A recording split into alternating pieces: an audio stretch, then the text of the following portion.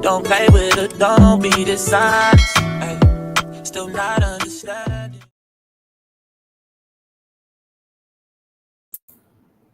Good evening. Hey, Big Irv, how you doing? Rico, okay, so we got two of the Rico squad here. That's cool.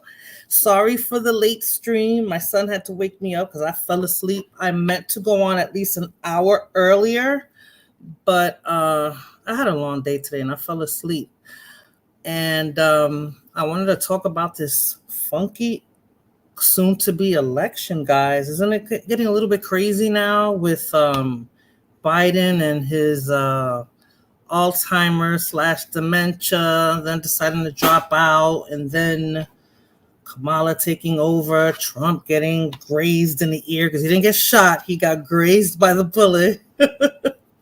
And that whole scenario seemed a little bit funky as well. So usually I'm not into politics. Usually I don't even... it's not even something that I actually want to discuss, but like when Trump was first running, it seems like this election, I'm sorry to say, is going to be kind of a circus. So, let's see how it turns out. Hey, Ramon, Introvert Boricua, how are you? Okay, we got all the Puerto Ricans in here. Cool. Thank you for stopping by, Ramon. I know it's super late. I fell asleep. So, when I got up and my son got me up, I said, F it, I'm just going to go do it, and whoever shows up, and depending on the engagement will determine how long the stream will last. So I got a couple of videos for you guys, and I do want to discuss what's going on. If you want me to drop the link now, I'll drop the link now. If not, I can wait, until I give you a little bit of background on what I'm going to discuss regarding the president who dropped out of the re-election, the VP who he endorsed, who's going to run for president, and our former president Trump, who is definitely running up for re-election now here for 2025.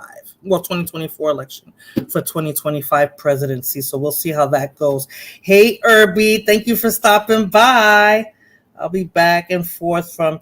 Okay, tell Payne I said what's up and for him to have a good stream. Thank you, Jessica, for stopping by. Thank you so much. So, yeah, whenever you want to...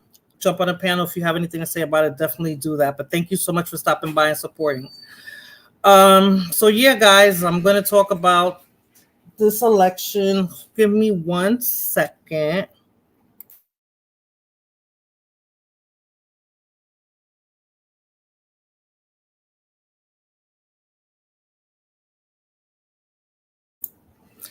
Sorry about that. But yeah, so I guess I'll start with some background on the three people that we're going to be discussing today, which is President Biden, VP Kamala Harris, and former President Trump. So I'm going to start with Biden. I did take some notes. It might seem a little humdrum because, politics is not that interesting, but at least give some people some background for those who don't already know. I'm going to start with Biden. Let's see. I'll just start with the most recent thing that happened with Biden, which is that he dropped out of the presidential election last week, Sunday. And the Associated Press stated that Biden's decision to drop out crystallized last Sunday, as I just mentioned, and that his staff knew 1 minute before the public did, which I think that's very hard to believe.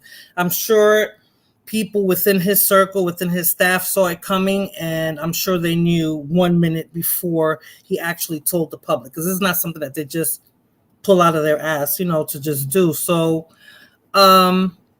let me start with Biden's background. I got Biden's background, Trump's, and Kamala. So Biden basically was born in 1942. He's 81 years old.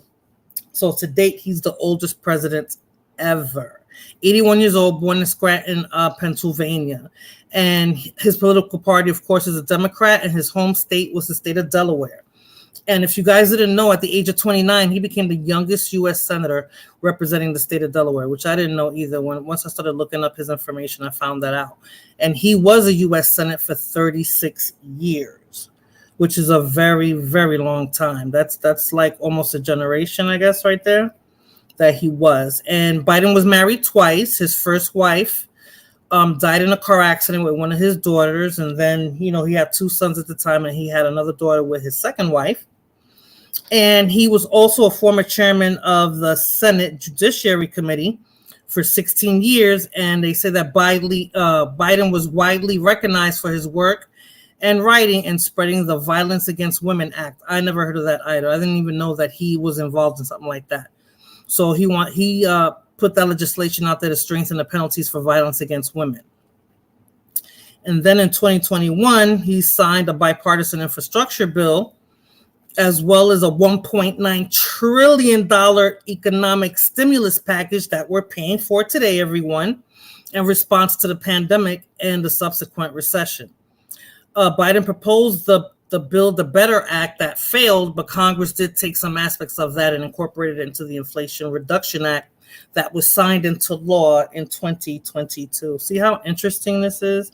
I find politics pretty boring, but at least I can give you guys a little bit of background. So as I stated earlier, the oldest person to assume office was Biden, and he started at the age of 78. Now he's 81, and we're starting to see how his age is actually affecting his presidency. And, the term Sleepy Joe definitely holds true. Now I'm going to go to Trump. Trump, born June 14th, 1946. He's currently 78 years old now. He's from Queens, New York, and his political party, listen to this, guys, his political party was Republican from 87 to 99, then again from 2009 to 2011, and to the present, right? But prior to that, he was a Democrat from like 1999 to 2009, so he flips back and forth. And his home state, surprisingly to me, because I thought it was New York, because that's where he did everything, all his business at and everything. His home state is Florida. And he's known as a popular American businessman, media personality before becoming the 45th president from 2017 to 2021. And his vice president is Mike Pence. I haven't heard anything from Mike Pence since that presidency, because I was looking and I didn't really see anything interesting enough to actually put on his bio. So Trump's dad, I'm bringing it up because it was part of his bio as well. Fred Trump was a highly successful real estate developer, and his father was of German heritage, and his mother was of Scottish heritage. So, and Donald Trump was the second youngest of 5 kids. So Trump's father was in real estate, and Trump actually eventually got into real estate and was drawn into construction as well. And he took over his father's firm, renaming it the Trump Organization. So it looks like it says here, the Trump Organization soon became involved in a myriad of projects, including hotels, resorts, residential and commercial buildings, casinos, golf courses in both the United States and abroad. His first of many books was The Art of the Deal, published in 1987. And in 2004, he launched The Apprentice, which later became The Celebrity Apprentice, a popular television series that aired until 2015. So he had a pretty good run with that show. During the 2016 primary season, Trump defeated more than 24 seasoned rival politicians to win the Republican nomination, and went on to win the election over former Secretary of State Hillary Clinton, which we all know. I'm glad that she didn't win.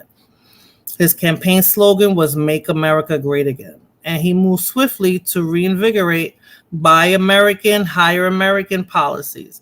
He signed a major tax reform bill into law and directed the reduction of the federal regulation intended to secure a long-running economic expansion and historically low unemployment rate. That's his claim to fame. And his trade policies encouraged tariffs on foreign aluminum and steel, and a series of renegotiations of trade agreements with Mexico, Canada, China, Japan, and South Korea. So Donald Trump is known for his abrasive behavior, which we know, and was known to often argue with news reporters and journalists during his presidency. There have been a lot of scandals between him, his aides that received significant coverage. Oh God, I lost my spot. That received significant coverage. I'm just leave it at that. And most notably, he was really famous for how he made fun of how people make fun of his literacy because he's really not a good speaker and he doesn't listen to anybody else.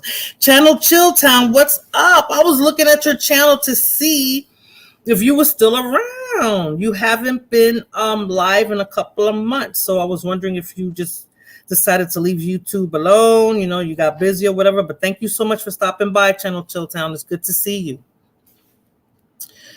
Now, Kamala, last but not least, Kamala Harris, born October 28th, 1964. She graduated Howard University, and I just mentioned that because that's a black college, and we'll get into Kamala's blackness, I guess, later.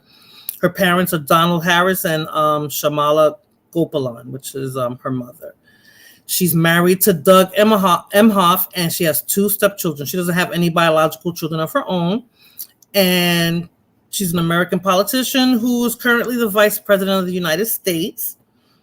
She was the 27th District Attorney of San Francisco from 2004 to 2011 and was the 32nd Attorney General of California from 2011 to 2017.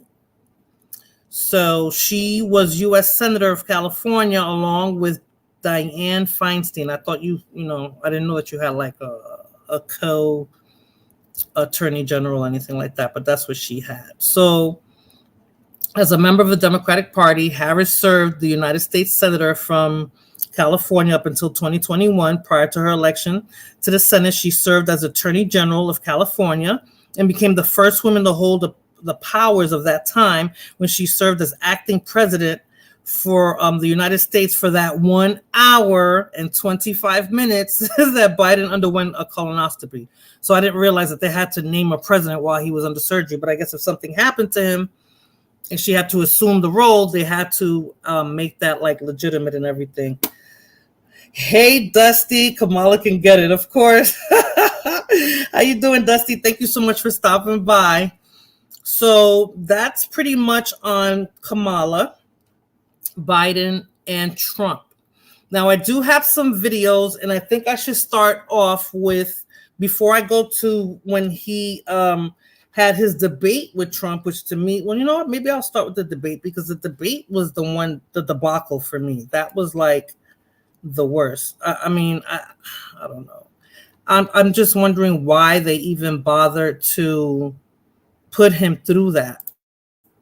You know, and of course, eventually him saying he was going to drop out was not surprising because, you know, they allowed him to make himself look like a fool. I just want to know what medication he was on to keep him focused for at least the first maybe 10 or 15 minutes. I agree. She could definitely get it. All right, Big Irv. So you guys are going to be excited. Does that mean that she gets your vote? Let's see. Let's see if I can get the debate between Trump and Biden. That's what I want you guys to look at first. To me, that was just like so sad and ridiculous. But, you know, they put it out there. They put him out there. So let's see if I can find it. I have so many videos, so my apologies if I'm taking too long. But I want to get the right video up. And then I have to figure out what did I name it under. That's the thing too. I think I put it under Biden. Mm-hmm.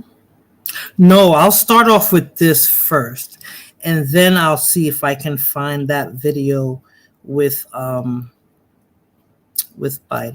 I'm gonna put the fair use banner up first though, because I'm using a lot of stuff that they could probably try to get me for. So give me a second with that. Let me put the ticker there. Now let me go and bring up that other video. Hold on a second. All right. And this goes to my conspiracy theory brain. This satisfied my conspiracy theory. I didn't think about this, but when I heard this gentleman speak about it, it actually made sense. So let's see. Mm-hmm.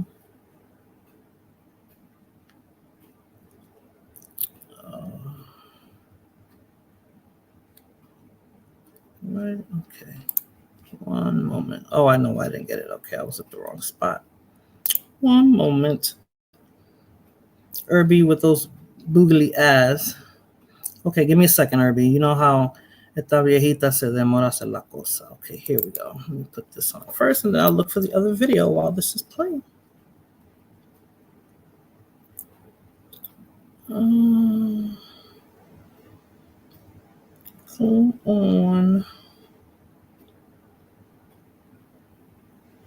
All right.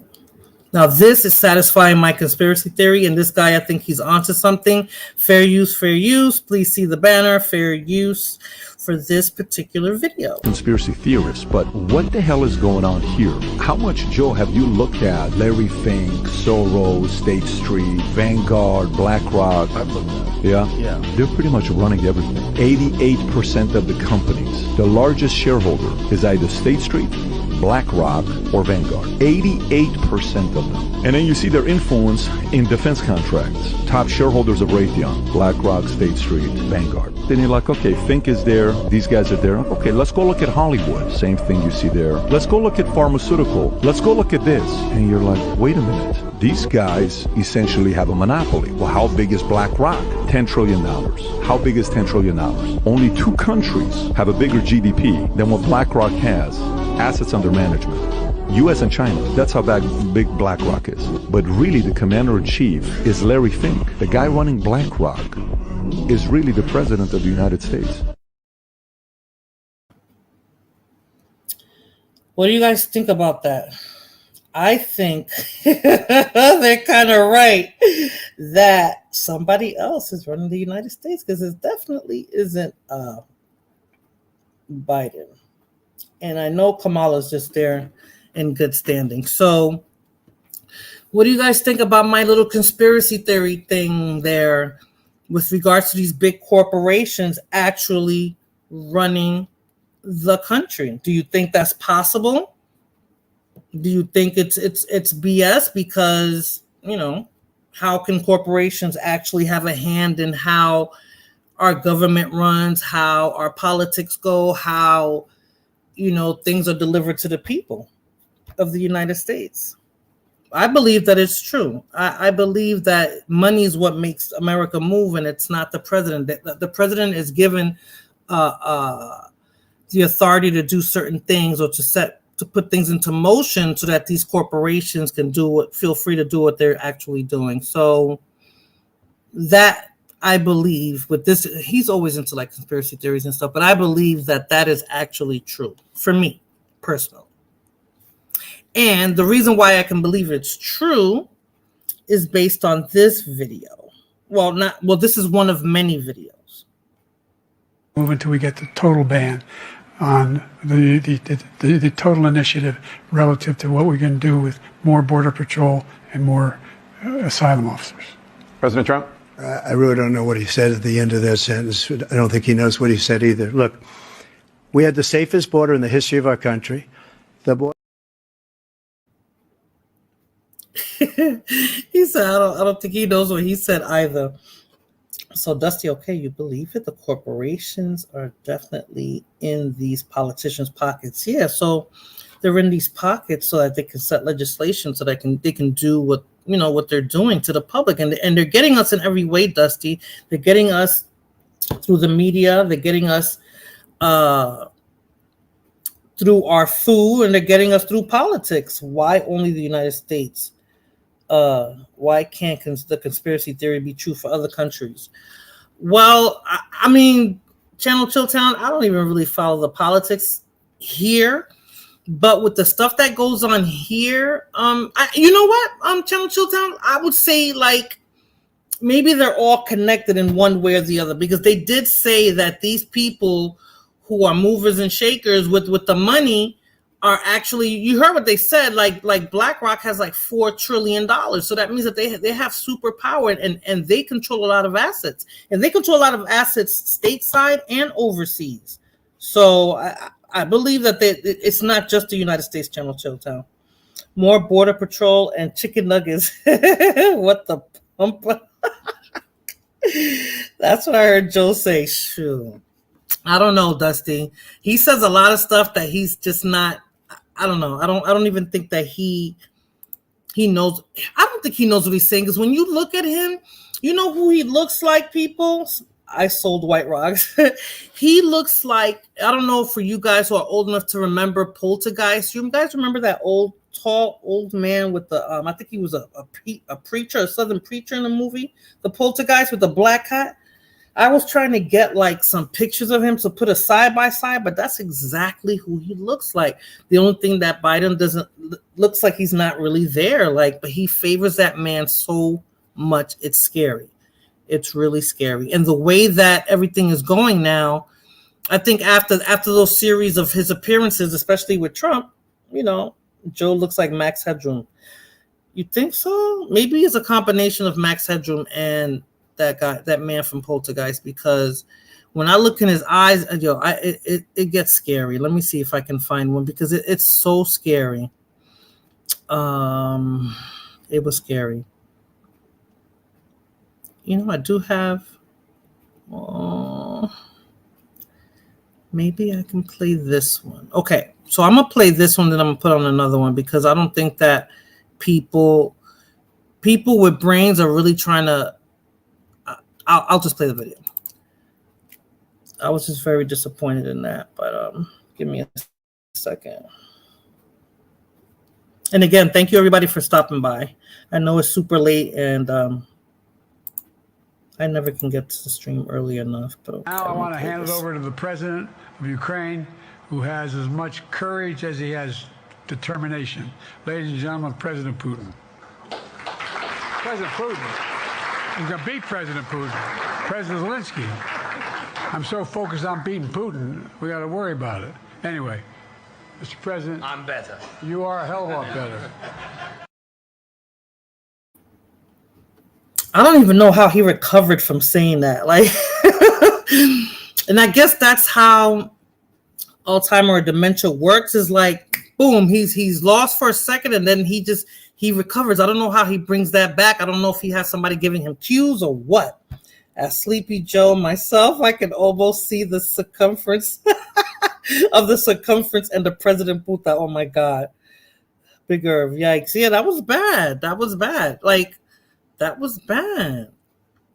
You know, that was bad. But let me play this video, because this person who, I don't know, I guess she just hell bent on just having any Democrat. I guess she did. This was before he said he was going to step down and he was backing Kamala, but I don't know. And I can't subscribe to the conspiracy if it don't apply to previous presidents and vice presidents. That's just me. There was a lot of conspiracies with, oh my God, what's his name? The one before Ford, Nixon.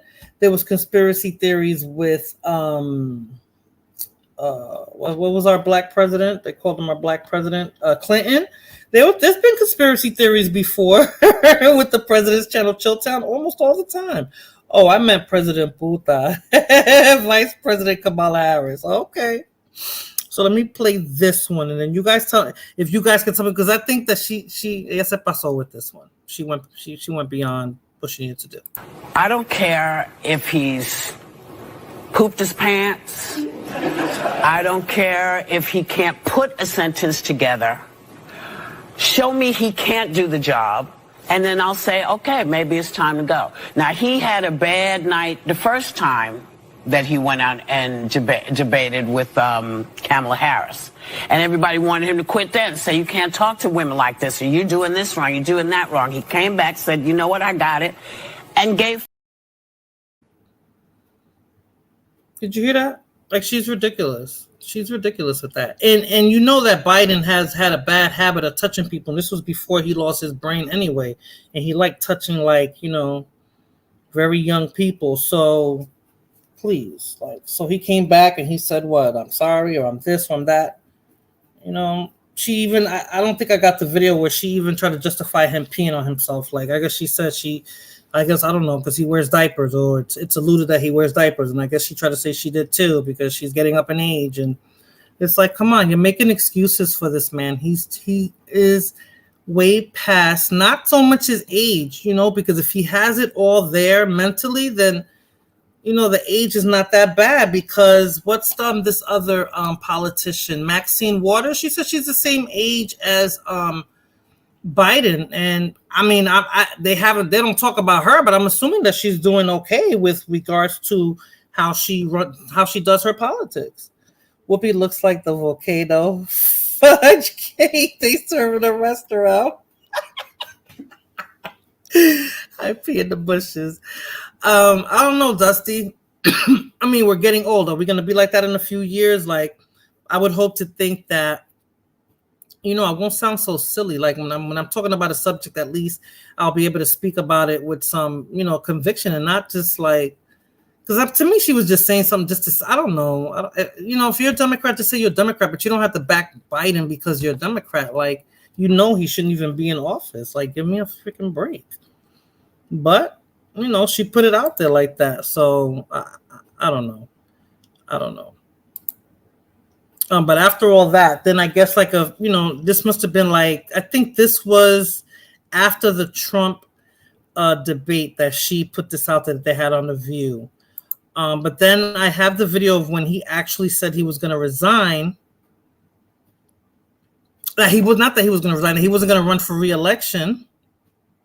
And I don't know. I think that's the best thing he did, but I don't even think he made that decision on his own either. I'm a centrist. I vote based on policy. Oh, okay. See, but Dusty, like I always say it, and the reason why I can't get into the political aspect of it, even though I spoke with somebody extensively about this last week, and they made me see how important my vote is. Either way we vote, Dusty, what are they doing for us? Like, what are they going to do for us for our state? What are they going to do for us for our people? Like, let's say for Hispanics, what are they doing for us? Because we don't have anybody out there like fighting for us, for our rights, for our needs, for anything regards to this election. So I don't think that they have us in mind. They want our votes, but I don't think that they're going to do anything for us for that vote. If you understand what I'm saying, like there's nobody lobbying for us, for them to actually do something specifically for us. Like, let's say for these corporations, they back them up with their money. The alphabet community, I'm sure one of them, they're backing up one of these presidents with their money, and they probably enact more laws and more rights and more craziness that's going on in this world right now. Joe Biden said, Joe, take your old ass home. Shit, I know she wants to relax, and I know she felt bad. That's her husband out there. Like, that's her husband out there looking bad. You see it in his eyes. He's not there. Like, he's just not there. I don't know how they said they should have, that statement that I'm about to show now, he should have been said that, and then Kamala could have did all that. I don't know. I just think they shouldn't have let it get that far. I think they took it too far. In recent weeks, it's become clear to me that I need to unite my party in this critical endeavor. I believe my record as president, my leadership in the world, my vision for America's future, all merited a second term. But nothing can come in the way of saving our democracy. That includes personal ambition. So I've decided the best way forward is to pass the torch to a new generation. That's the best way to unite our nation. There is a time and a place for long years of experience in public life. There's also a time and a place for new voices, fresh voices, yes, younger voices. And that time and place is now. In just a few months, the American people will choose the course of America's future. I made my choice. I've made my views known. I would like to thank our great Vice President Kamala Harris. She's experienced, she's tough, she's capable. She's been an incredible partner to me and a leader for our country. My fellow Americans, it's been the privilege of my life to serve this nation for over 50 years. Nowhere else on earth could a kid with a stutter, from modest beginnings in Scranton, Pennsylvania, and Claremont, Delaware, one day sit behind the resolute desk in the Oval Office as President of the United States. But here I am. That's what's so special about America. We're a nation of promise and possibilities, of dreamers and doers, of ordinary Americans doing extraordinary things. I've given my heart and my soul to our nation, like so many others. I've been blessed a million times in return with the love and support of the American people. I hope you have some idea how grateful I am to all of you. The great thing about America is here, kings and dictators do not rule, the people do. Again, he sounded like he was saying a whole lot of nothing. He was staring blankly. I don't know. I don't know how they got him to do that. Like, is there a switch going on? Like, okay, cut him on. Have him start talking. Like, how does that work? Now Trump is the old man. He is, but I think Trump mentally is better equipped, I think. But the thing is, like, when and I guess with dementia and Alzheimer's, like, I guess it's, you'll see small signs of it, and then when it starts getting really bad, it just hits hard, and there's no controlling it. But because I think 6 months ago he was not this bad at all, unless we just didn't notice, but it's very severe now. But you saw how he's what he said about Kamala, and this is what Trump had to say about her. He's terrible. It was so bad, and they pretended it was good, and they're doing the same thing with her. She was a bum 3 weeks ago. She was a bum, a failed vice president in a failed administration. Or he's on Adderall. He's not on shit. That's the scary part, Dusty. He's not on nothing.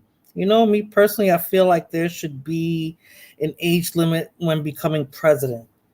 So I feel like that too, Jessica, but what would be the appropriate age? You mean not so much becoming president? Oh, well, what do you think, Jessica? What's the age? What's the stopping point? Would it be 65? Would it be 75, 70? Should it be like Social Security when you have to retire? Like, what would be the youngest and what would be the oldest? Because Supreme Court justice, they don't even have an age limit. I think they have them there till the day they die. They can be presiding over a case, and a 99-year-old Supreme Court justice will be there, and he won't even know what's going on. He'll just be sitting there because he's a Supreme Court justice, 65, like they do us.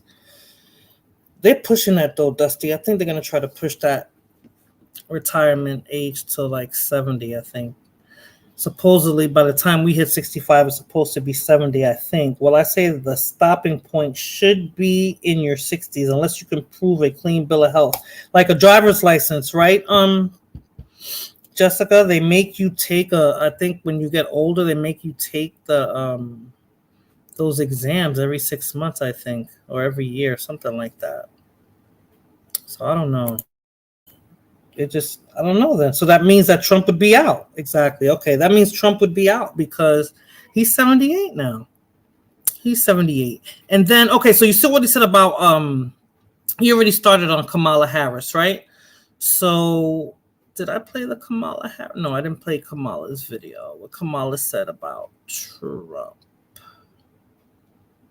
So it's to me, it's going to be like a lot of back and forth, like, I don't know, like little kids to me. I think that's what it's going to be. So I don't know. But they're starting with her already. But let me see if I can find the one that Kamala was talking about with. Hold on.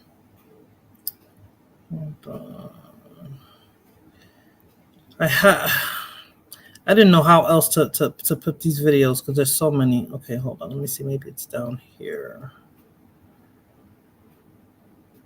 Or maybe we can get to... Oh, no. Here it is. Hold on.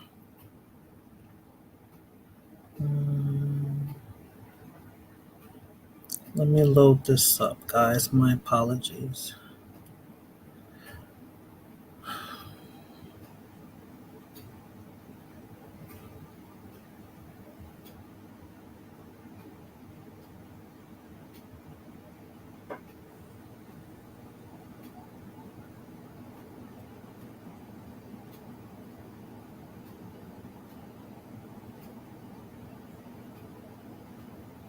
Oh my God, why is it not coming up? All right, it's not coming up for me. Hey, Tony, how are you? Thank you for stopping by. Dusty, I'm in my 60s. I'm still going to be in some chick's apartment, buck naked in chancletas. You better hope so. Now then I'll be like, oh my God, Dusty doesn't even know where he's at. He showed up at my door again with his chancletas on. Telemundo Wi-Fi.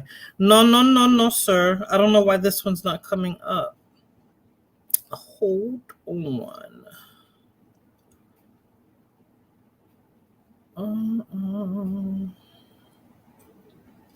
Well, why don't I start with... Is this it? Let me see. Because there's... Let me start with the Trump people who are so happy about Kamala running. Talking about Telemundo Wi-Fi. Tu esposa, are you talking about Blood Moon? Because I think she's sleeping. I sent her the link, but I think she's sleeping. All right. So this is a Trump supporter here, and I think he went a little bit too far, but this is what this election is going to be. That's why it's going to be interesting to me, and that's why I'm going to be watching. I'm going to be watching and I think laughing because it's going to be a joke, and what's scary is that the rest of the world is watching us as well. Yeah, and then there's the DEI press secretary telling you that the DEI vice president is the future of the party here. And so the future looks kind of dim for the Democrats here, but this is no shocker either. Kamala Harris, she's the original Haktua girl. That's the way she got where she is, and the party's going downhill if it's in her hands. That was tough. That was harsh. How are they going to call her the original Haktua girl? Like, how do they know? How do they know she slept? What? So she slept her way into becoming the prosecutor in San Francisco, that was, or wherever it was in California. She slept her way to becoming attorney general. Like, so her degrees and her experience didn't play a part in her getting to where she got to. Like, she ended up marrying somebody. I never heard who this gentleman was, but she ended up marrying somebody who seems like he doesn't really have any political affiliations. He might be he might work for some sort of company that means something, but to me, it doesn't seem like he is as popular as she was. Let's put it like that. So I don't know. Like, they're getting disrespectful. So this is what we have to look forward to in this election. How they're going to talk about who she was sleeping with. They wish that they could see.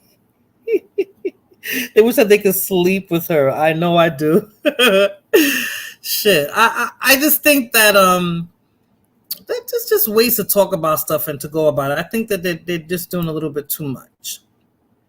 And I think that now the representative for Black people in this election on the side of Trump is telling, and a lot of people had a lot to say about it. So let's see if this is it. I didn't get the full conversation that she had at the RNC, but she's married to a Jewish fella. Yeah, that's what I heard, but he's not anybody like too popular. Even the co-host had a problem with the name calling.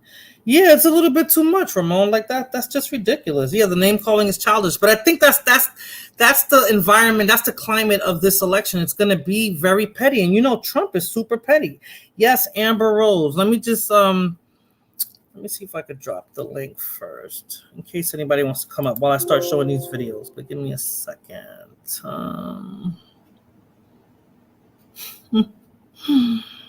Oh, Amber Rose, I tell you.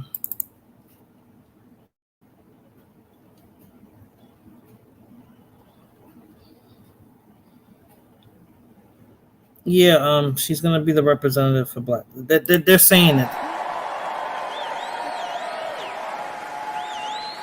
I realize Donald Trump and his supporters don't care if you're Black, white, gay, or straight. It's all love.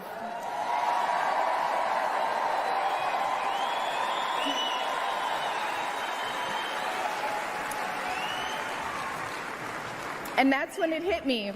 These are my people. This is where I belong.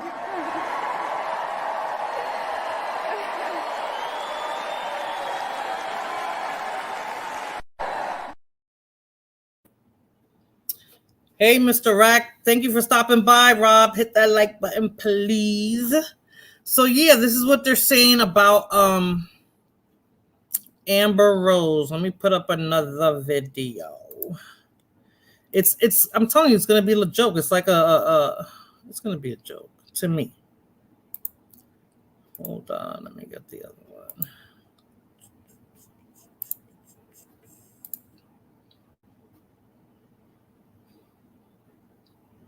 Who, Amber Rose for you? Nah. The slut walker. I think she's trying to redeem herself, Ramon. She's really trying to redeem herself. She's trying to redeem herself from this. So fair use, guys, fair use. Because people forgot about Amber Rose. This is just one of her not so great moments. And if she's going to be representing a people, people should remember this. Oh, the link is for anybody who wants to come up, Rob, but we're going to be talking about this election. We'll be talking about something else too, but we're going to talk about this election. That forehead tattoo looks crazy. She's crazy.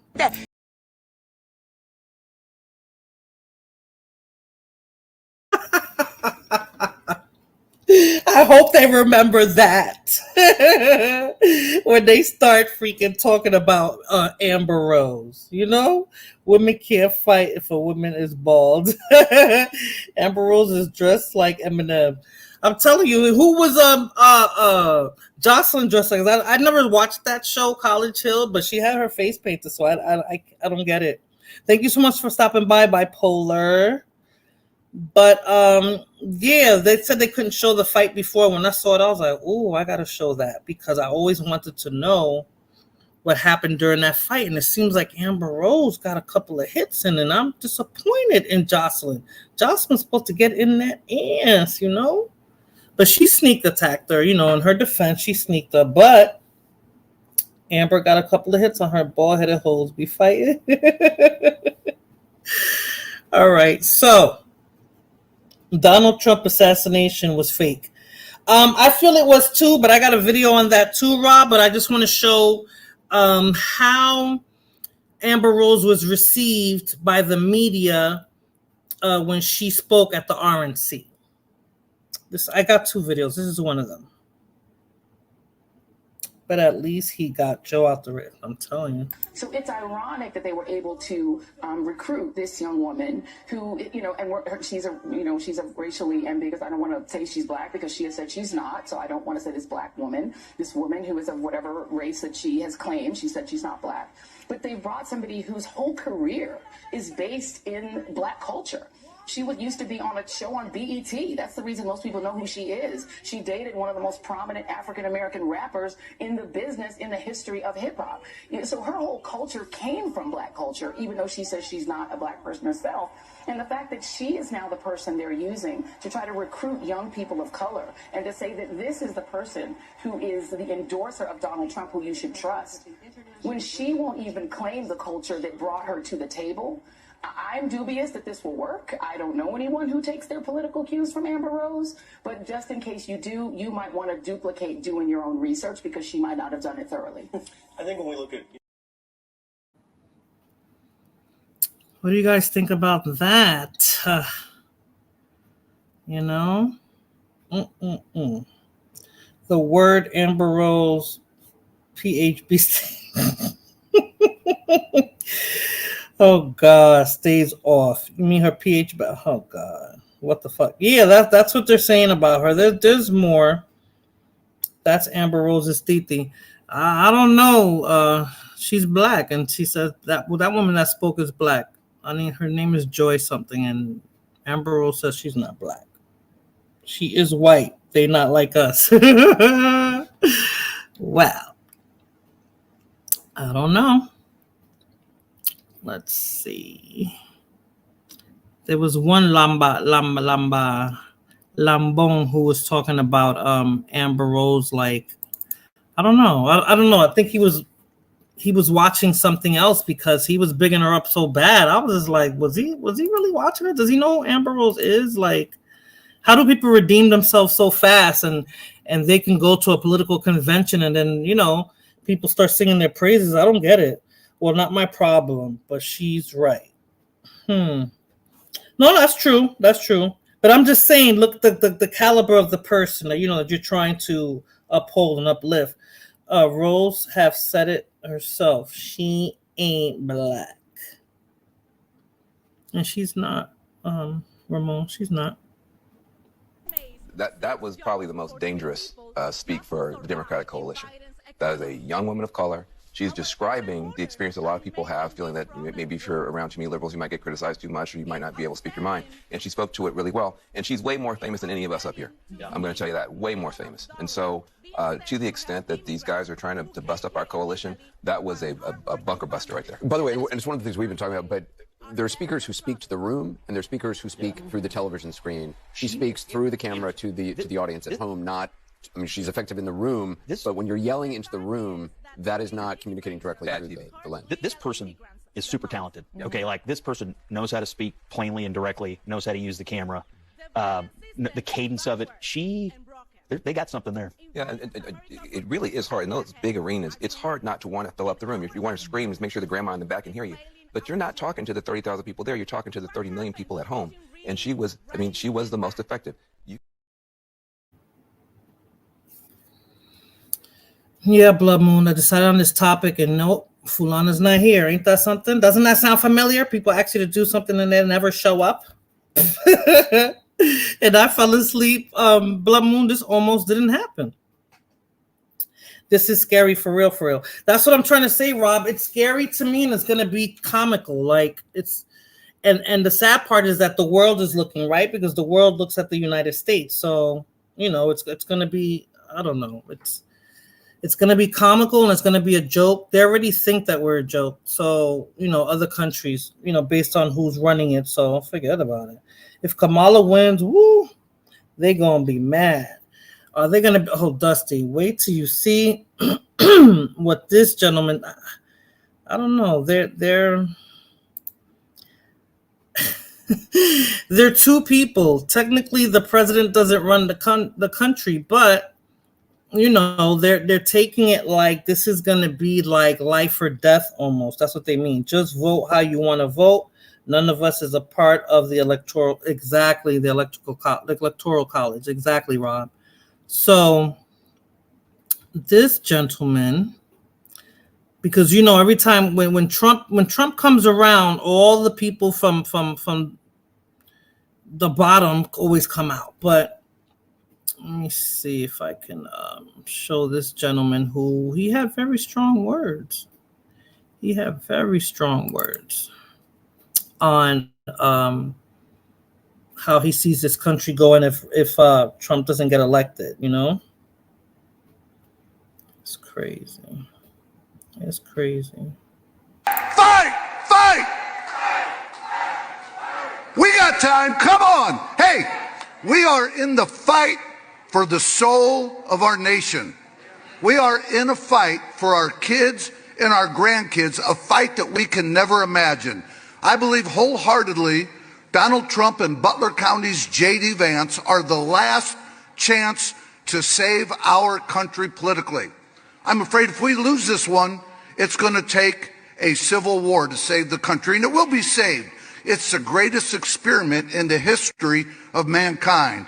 And if we come down to a civil war, I'm glad we got people like Schmitty and the Bikers for Trump on our side.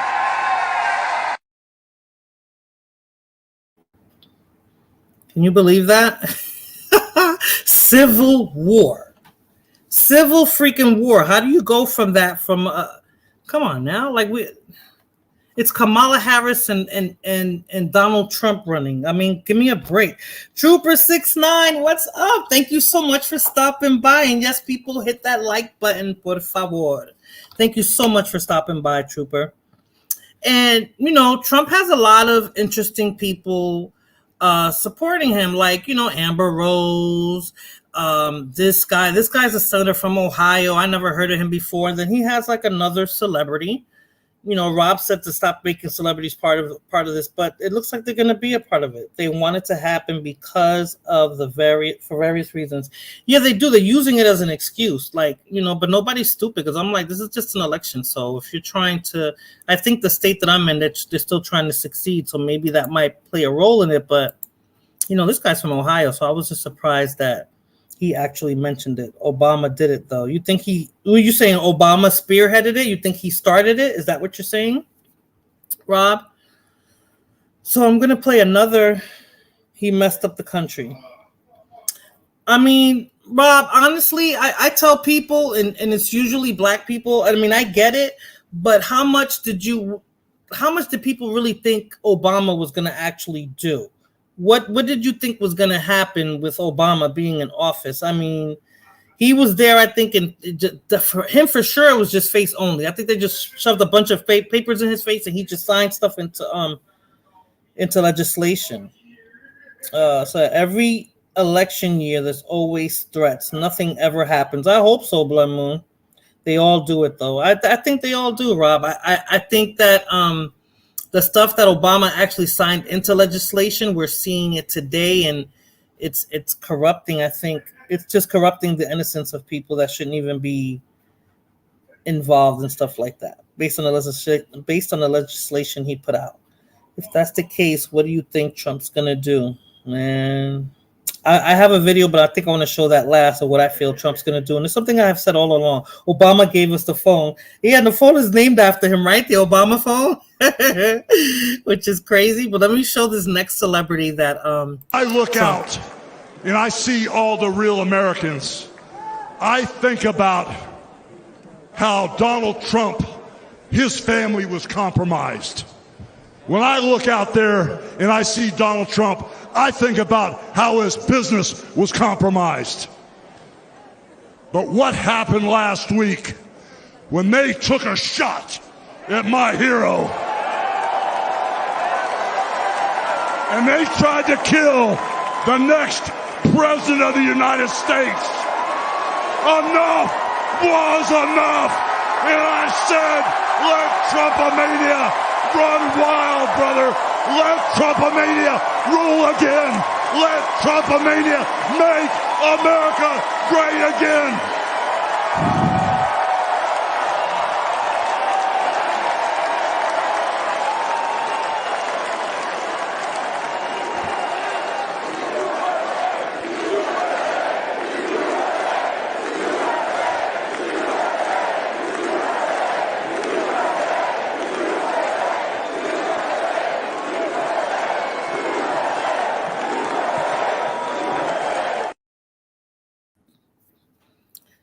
Don't get me wrong. I was happy to see Hulk Hogan because I ain't seen him in years. But I'm like, come on now.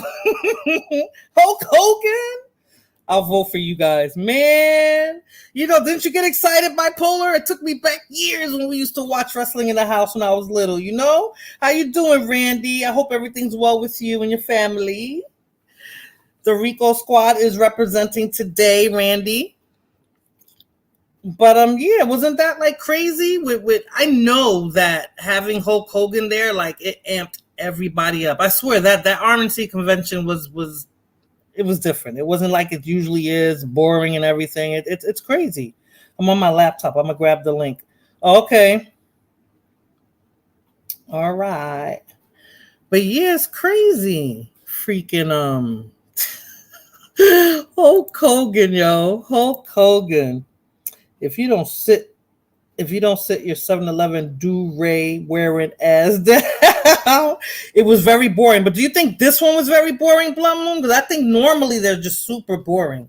I think this one was a little bit more interesting, and I didn't even catch it. But I was like, damn, Hulk Hogan was there? Amber Rose spoke? Like, what the hell was Amber Rose talking about? And how long was she at the podium speaking? Like, what the hell was she talking about? She was even talking to Candace Owens interviewed her, which I was like, oh boy, this is gonna take her over the top. She's gonna be relevant again. Link please. Okay, give me a second. They're all boring. I hate politics. But I think this political campaign, this election, presidential election, Bloom, is gonna be interesting. I think it really is.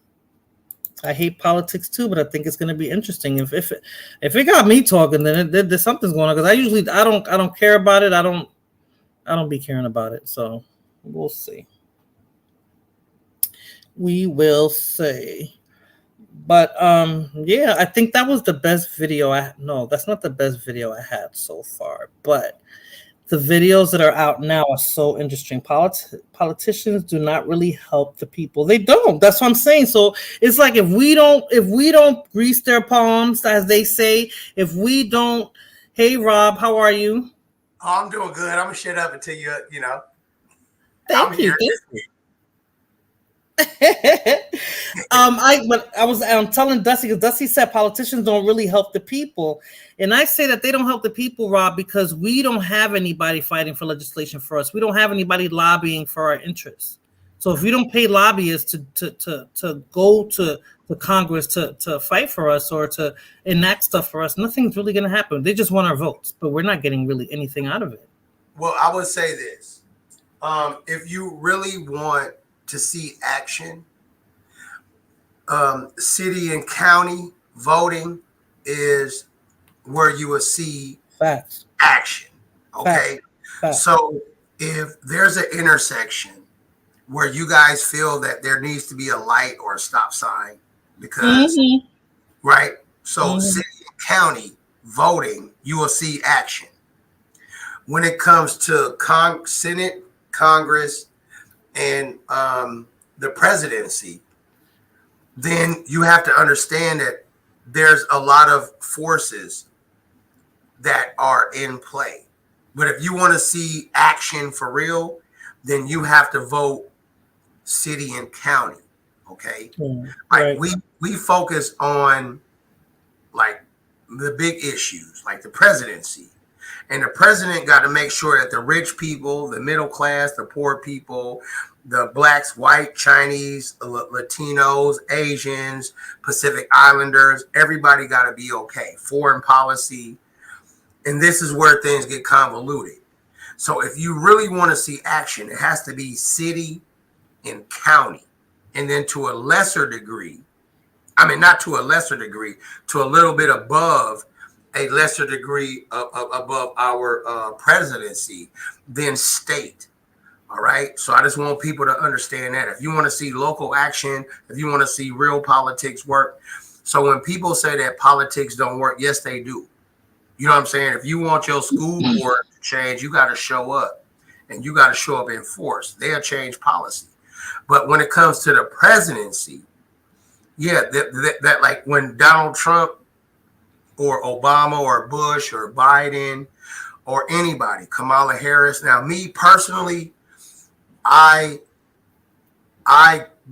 grew up knowing that Kamala Harris ain't nothing. I was going to use some foul language.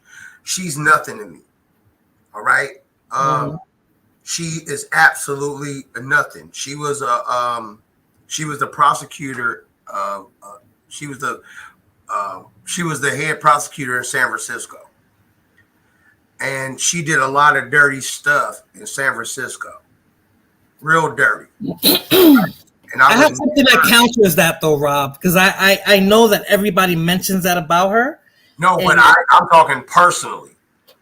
Oh, okay. Her name was on the paperwork when she was really trying to get me like thrown in prison for like 20 years. And then once things happened and everything came out, she backed out of it because she's a clout chaser. All right. And this is like real, they was like, yo, my lawyer was like, hey man, it's gonna cost you hella money because Kamala Harris is finna be the one to prosecute this case. And I was like, no, I'm not. Whatever it is, I don't want to go too deep because she's the vice president now. And I don't want them people picking on me. And so, but I have a personal relationship in saying that forget her. She ain't nothing. If she needed an organ and I was her only donor, I would poison myself and shoot myself in the head just so she'll die next week. I'll leave it at that. Oh my God. I was the only donor in the world. I would drink all kind of Drano and poison and shoot myself in the face 10 times, and jump into a wood chipper just so she couldn't get none of my organs. God, right. Yeah. So that's how much I don't like her. But now let's talk about politics. So, you know, like when we have the popular vote in the electoral college. So right, the people can all vote for Kamala Harris. So all 300 million people in this country, 350, 400 million, whatever the number is, we can all vote for Kamala Harris. But the total electoral college say Trump. Guess who's going to be the president? Trump. Right. I learned that during the Trump elections. I wasn't even educated on that. I learned that during the Trump election. Oh, yeah. Well, I learned that in high school. Not trying to. I wasn't paying attention, apparently. Yeah, I'm just saying, but that's how it goes. You understand? Like, okay, so say me and you work at the same job, right? Right. And we both work at FedEx. We both looking for that promotion to be manager. All the upper middle managers and all the upper managers and the CEOs, they rock with me. But all the people in at FedEx, they want you to be the boss. All right. Who you think will be the boss? I'm just asking. Me. It'll be me. Well, say that again. Say that again. I'm sorry, Rob. So let's just say that there's 10,000 people that work at McDonald's or FedEx or UPS, Burger King, whatever. Right. They all say, Morena, we want to vote for Morena. Right. But the decision makers, the upper management, the vice presidents, the board, the CEO, they all rock with me. Oh, yeah, you're going to get it. You're going to get it. Okay, now see how you understand that? That's simple. Yeah, but they're the ones that matter. Yeah, they're the ones that matter. That's exactly how it be. Because Bush said it correctly. He said, it don't matter. He said it. He was like, it don't matter who win the popular vote. I'm still finna win. You know, and this is what we got to understand. And it's messed up. But we can have fun using these talking points to bring about awareness to the situation. Right. You know, and if people say, oh man, we don't rock with you, Rob. We the people rock with Morena. Okay, cool. So let me bring in Yella Beezy and 50 Cent and Lupe Fiasco and Will Smith and Denzel Washington. Let me bring these people in and say, I rock with Rob. That just don't add to, oh, okay, they rocking with him. That's how it go. I'm just trying to break it down, like leave it simple. That's all. You know, but other than that, I just wanted to show you some love because you always show me love. I ain't seen you live in a minute. Thank you, Rob. I'm gonna be quiet. I'm finna eat because I've cooked me some chicken. Because you know, black folks love chicken. We vote chicken. If Kamala come out doing a Popeyes commercial or something, I think black people should go up in arms and be like, you know what? No, we're not voting for this chick. She's trying to make fun of us now. Because you know, Kamala's running as a black woman, but I have videos on that as well, Rob. So we'll see. Oh my God, with the hot sauce.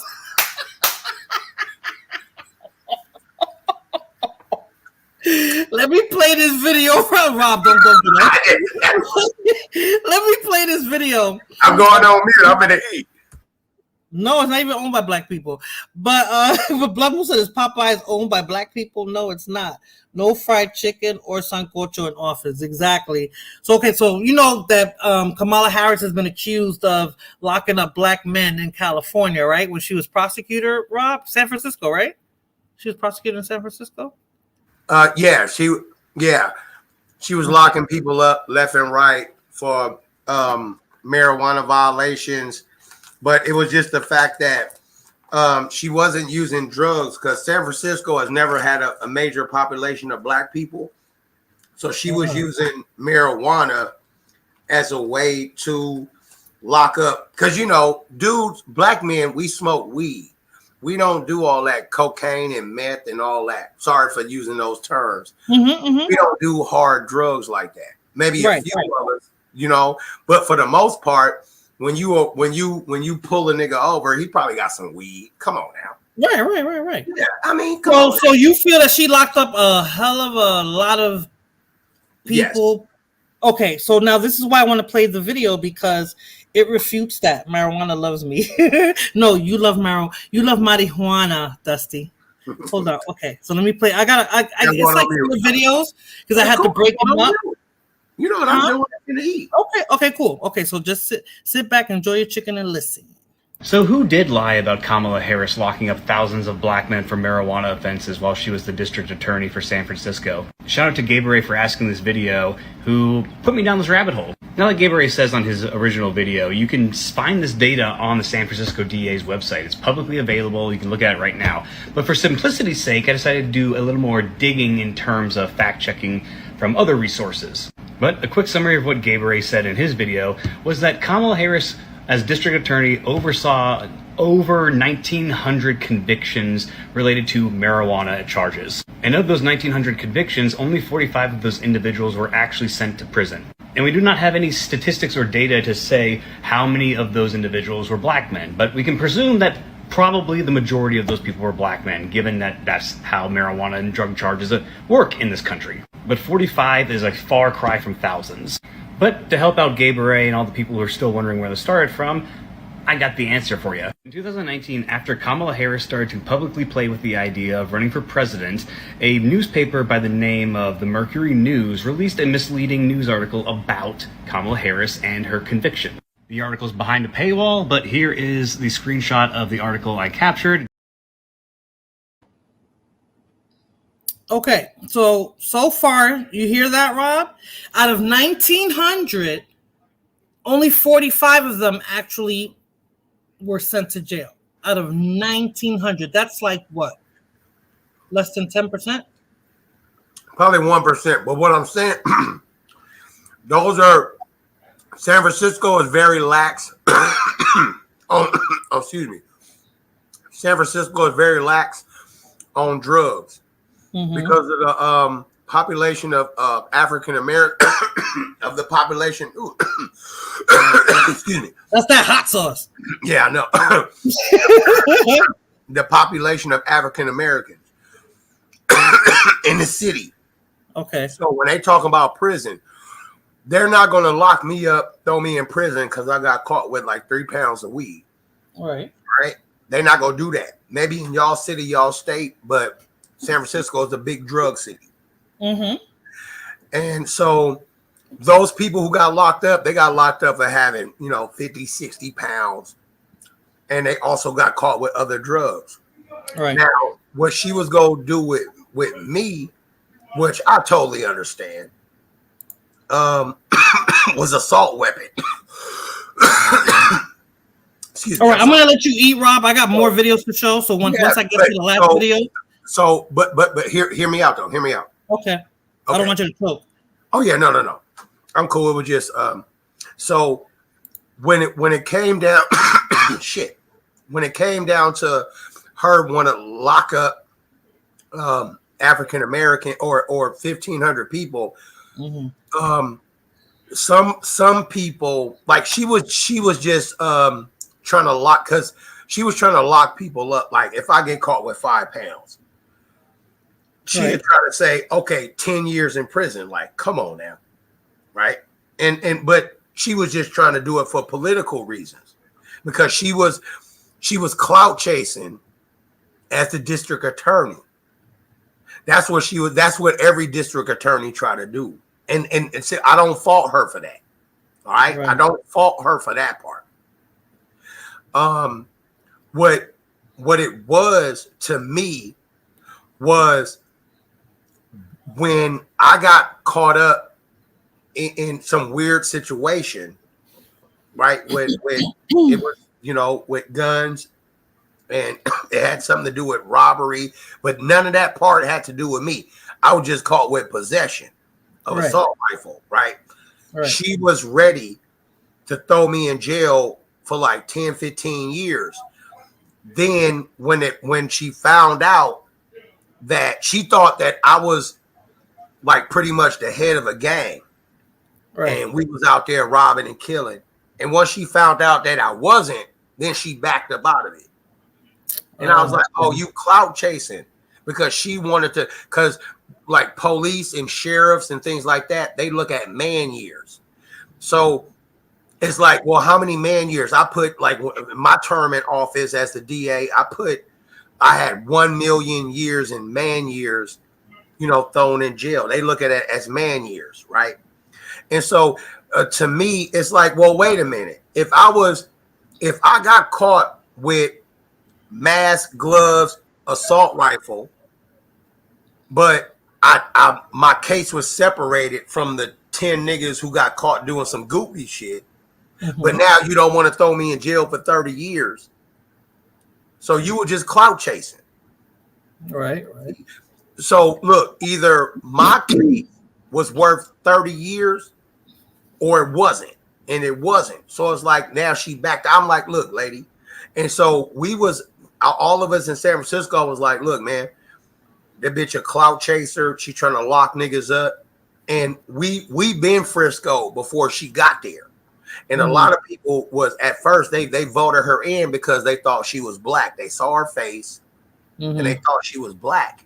Right. And then found out that, you know, she got, you know, she wasn't all the way, and she did what she did, like who she was married to and things like that.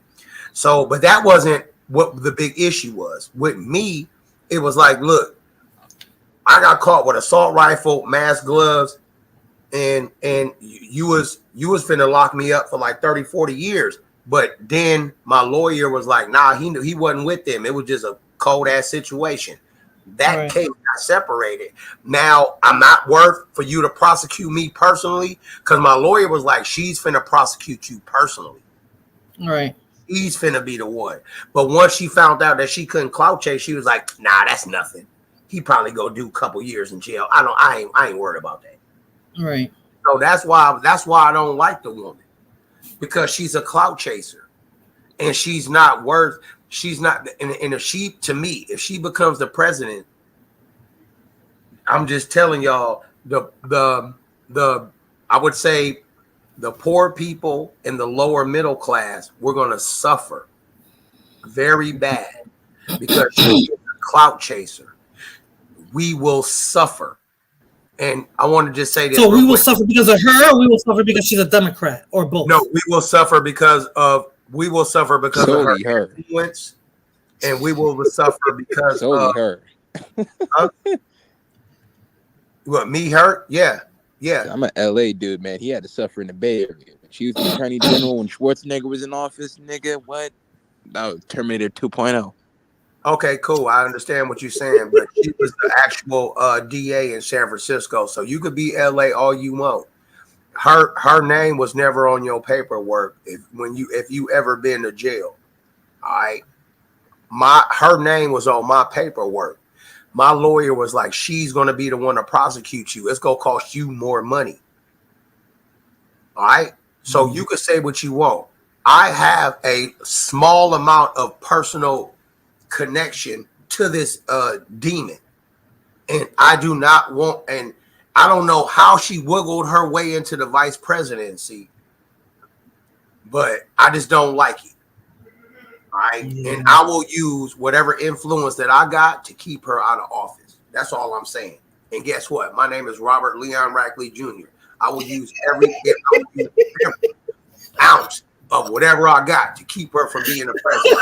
Damn, brother. Her all you want. Ain't none of that. See, Rob ain't like Jamal Truelove that said, I forgive Kamala. Nope. That nigga talking about, I forgive Kamala. I'm good. Did you hear the first video that I played? I came in late. Real? Okay, so I deleted it. So I'm gonna go on to the second one, but what it basically is saying, I had to break it up. It's one video, but I had to break it up because I couldn't upload them all at the same time, and I didn't want to share it. So it said that they exaggerated the convictions. Well, they exaggerated the people she got locked up. She got 1,900 convictions, but only 45 actually went to jail. 45 people. That's because the situation had no teeth in it. What? A lot of the situation had no went teeth to prison. convicted in prison sentences. Because Kamala has an extensive history where we can bring up the situations of the Daniel Larsons, the Jamal Woods, Matrice Richardson.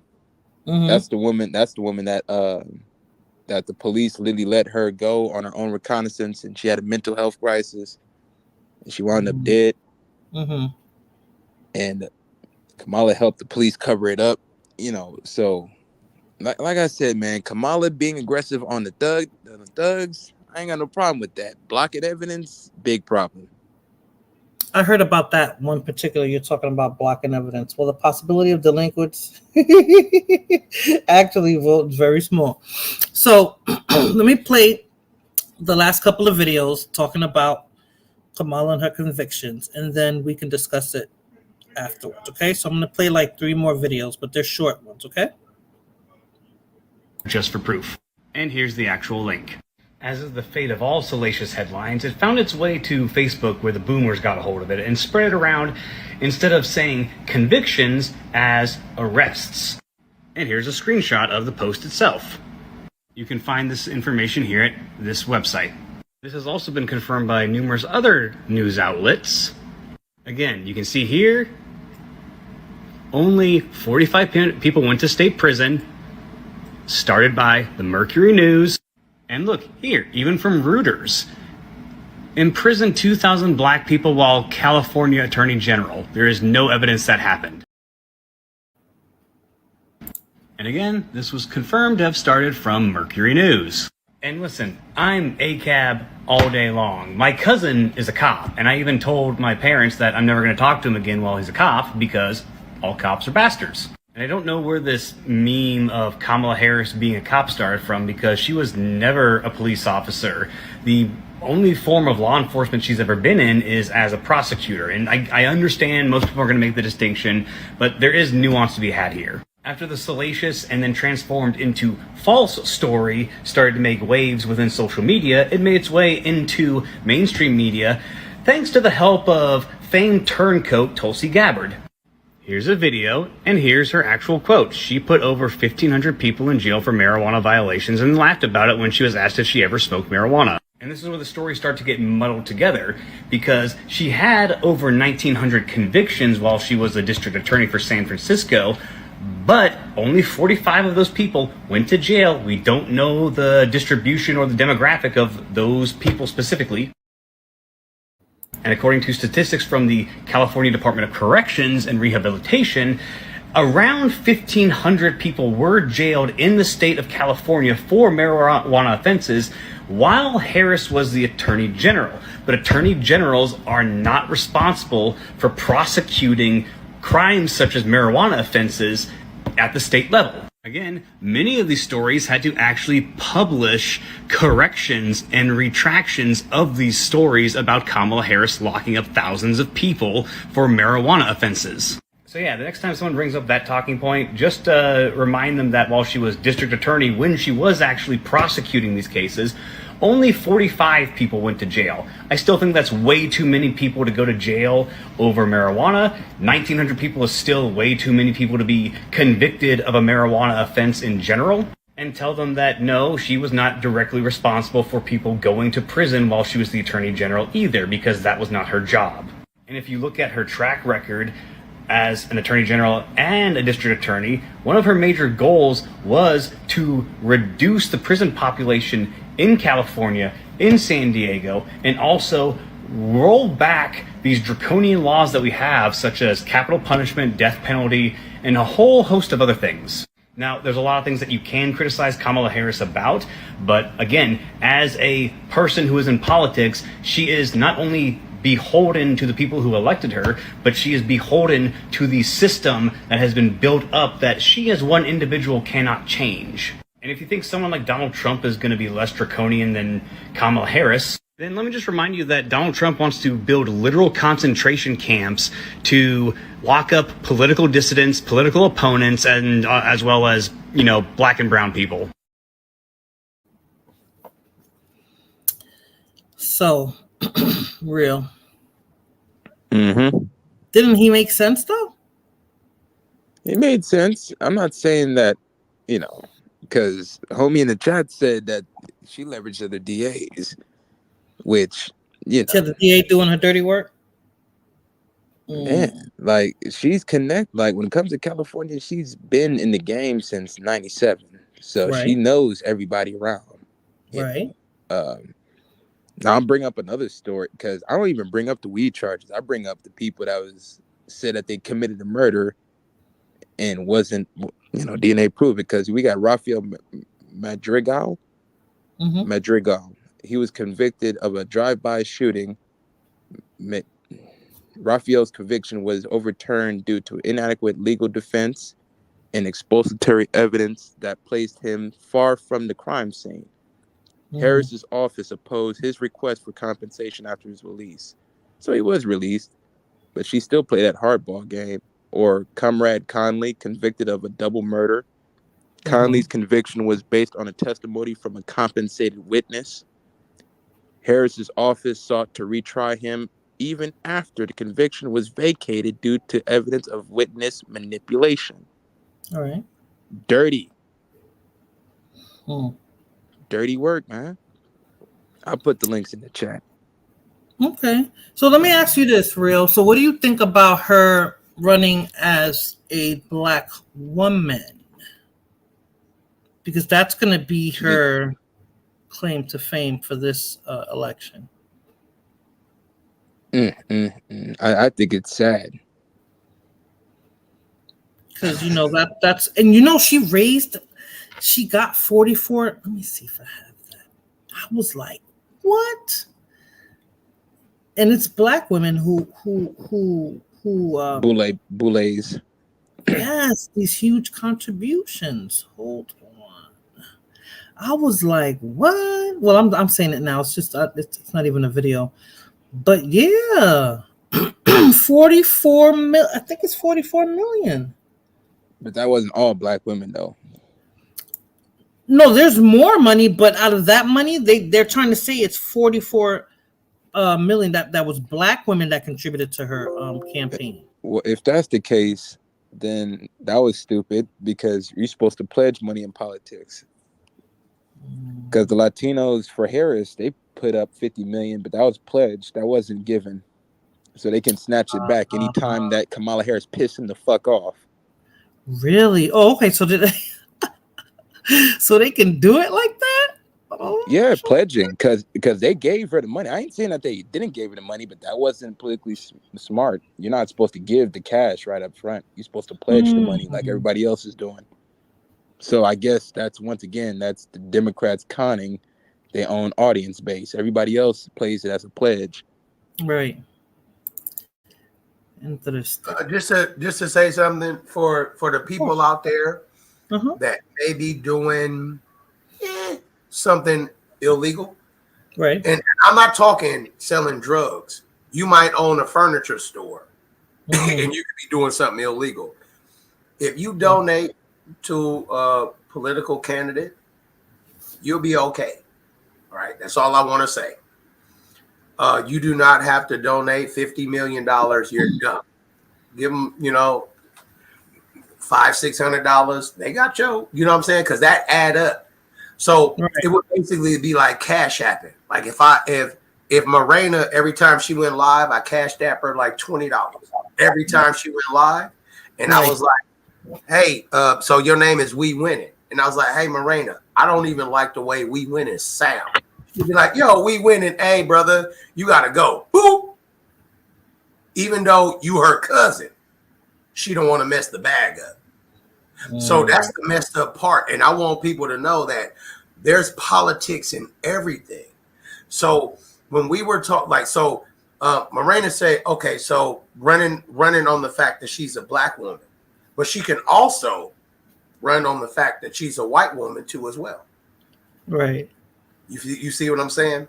Yeah. So it's just messed up that, and I don't want to talk about mixed race people. I just want to talk about how they are allowed to go from other side of the fence to other side of the fence when it's them. Black women convenient. But you know, black people allow that though. Yeah. Even Obama. Yep. You know what I'm saying? People are like, Obama is black. I'm like, was his mama black? And I'm not trying to be mean. Right. I'm just saying, was his mama black? When a little white girl was in middle school and she was like, I could prove that Obama is related to George Bush and George Washington. Yeah. And, you know what I'm saying? And the Caesar of Rome. she did that history.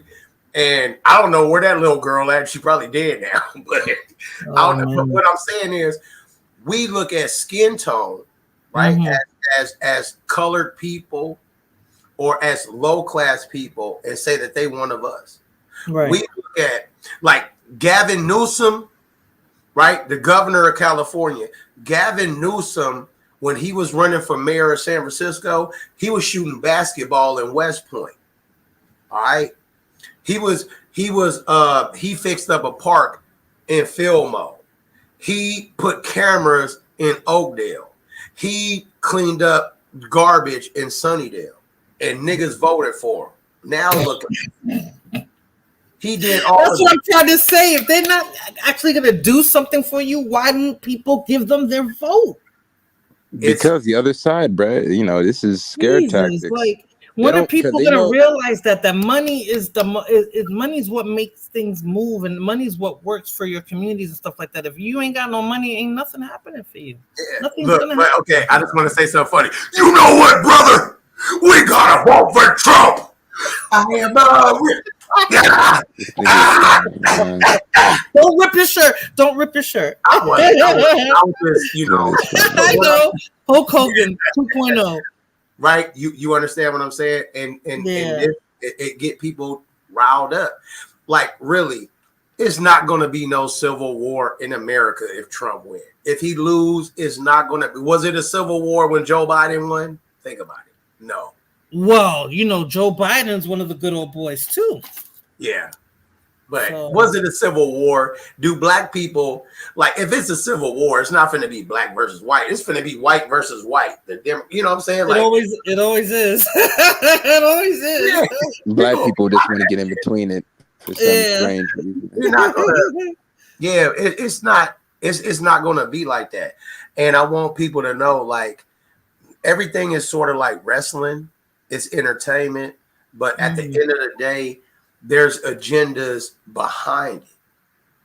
And so we just got right. But see, Trump is like a celebrity, Rob. So it's like, come on now. You know what I'm saying? Like, but he did. But I will say this, though. He did guide us through COVID. Think about this. When everybody in the country lost their job, your boss wasn't working. You wasn't working. Right? Well, I never stopped working. So no, but listen what I'm saying. I'm just giving an example. Right. There was a lot of people that was like, look, to their landlord, look, I ain't got no job. Everybody in the apartment complex was like, I'm not working. I was working at Costco, and I was working at this warehouse during COVID. You know what I'm saying? I was a quote unquote an essential worker. But there was people that wasn't working. Like, I had to stop cutting hair because they was cutting, they was like, we shutting down. And there were people that was mad, like, we finna go to the shops. We finna go get our nails done. We finna go get something to eat, you know, and things like that. It was lines long, and Trump found a way to give us some money during unemployment. He figured out how to give us an extra $300 a week. You know what I'm saying? Like, and to me, when Trump says America, make America great, he's talking about don't spend your money. This is going to sound very disrespectful. Don't spend your money with Wish app, Temu, and this. Spend your money with LaQuisha. Spend your money with Conchita. Spend your money with Xing Zhang. But at least they are American. Right. No. Make America great. Don't make these other countries great. No, I'm gonna tell you this. When it comes to Donald Trump, man, the thing I like about Trump is he's very direct.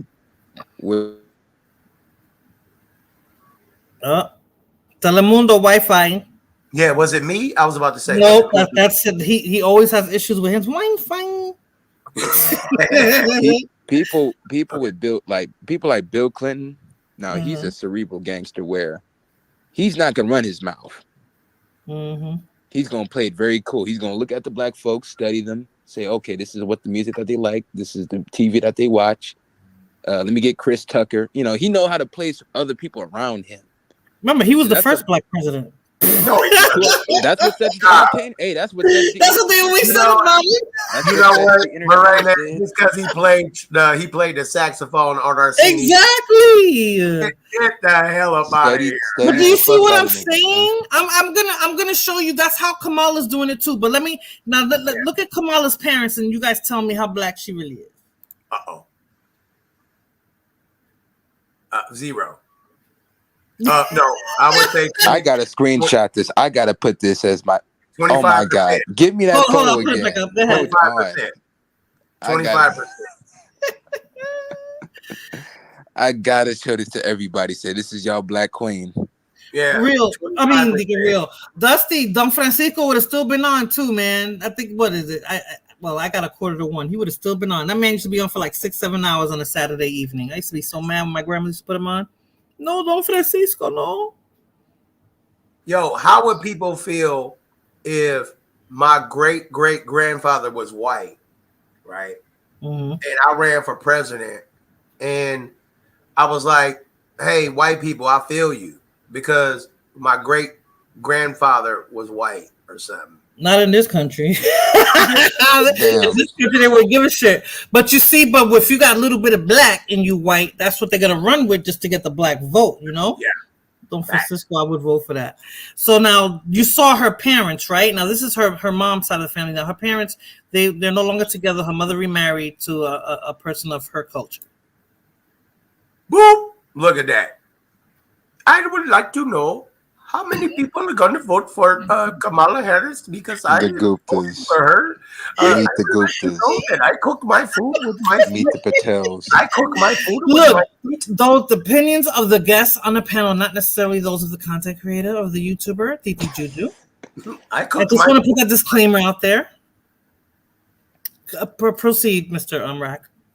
I cook my food with my feet. And I wear a lot of stuff around and everything, and I do not eat cow. And you, the black people, you like the McDonald's and you eat the Big Macs. And man, shut up. Why do black people let Democrats set them up like this, man? I don't see not one but black passing. No, because her mom is from southern India, and you saw she was in with her sari, and she was with the rest of her family. So those are her peoples. Now, Kamala selling the black ticket. I do not own the rights to this music. This is Kamala letting us know that she is down for the people. I do not own the rights of this music and fair use.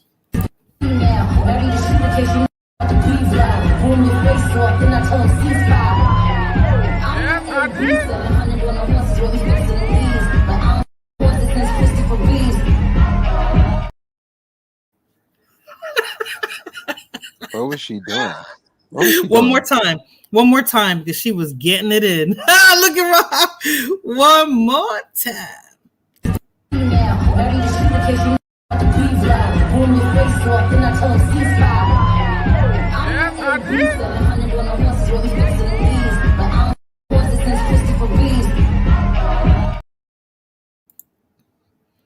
Now, who you see around her smiling with her like, yeah, she down.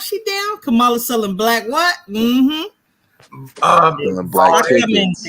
All-headed sellouts. Selling black tickets. But Rob, a lot of people don't see it like that, bro. They just don't see it like that. It's all good, my guy. They just don't. And it's sad, Rob, because it's like, dude, really? Hey, hold on. I got to troll you, my guy. Listen, don't be talking about my black queen like that. Listen. You people talking about my black queen like Pamela. That. I had to fight all my life. The Color Purple. I was going with The Color Purple, but I couldn't finish it. You know, like, come on, man. It is what it is, man. Like, it's the messed up part, man. It's, you know, it's messed up. It just messed up. And she gonna win. I'm glad she I gave think us. she gonna win with that. Hell, she gonna win with that. So, hell nah. All right. So this is let me put up another video. I didn't get the Kamala video on reparations. I don't think this is it because it was interesting when they cut it up to make it seem like, I don't know, they're doing it kind of dirty though, Rob. I don't know. She doesn't want to really be around those. I'll let you know because I'm eating guacamole. Okay. Gotta see the Mexican food in this motherfucker. No, that's my wife. I paid for the damn titties. I paid for them titties. And are they buying? Oh my God, Blood Moon. Kamala selling black what? They're buying Blood Moon. Trust me. Okay, let me this is one of her stances on immigration. It is wrong to somehow suggest that an undocumented immigrant is a criminal. I've personally prosecuted everything from low-level offenses to homicides. I know what a crime looks like.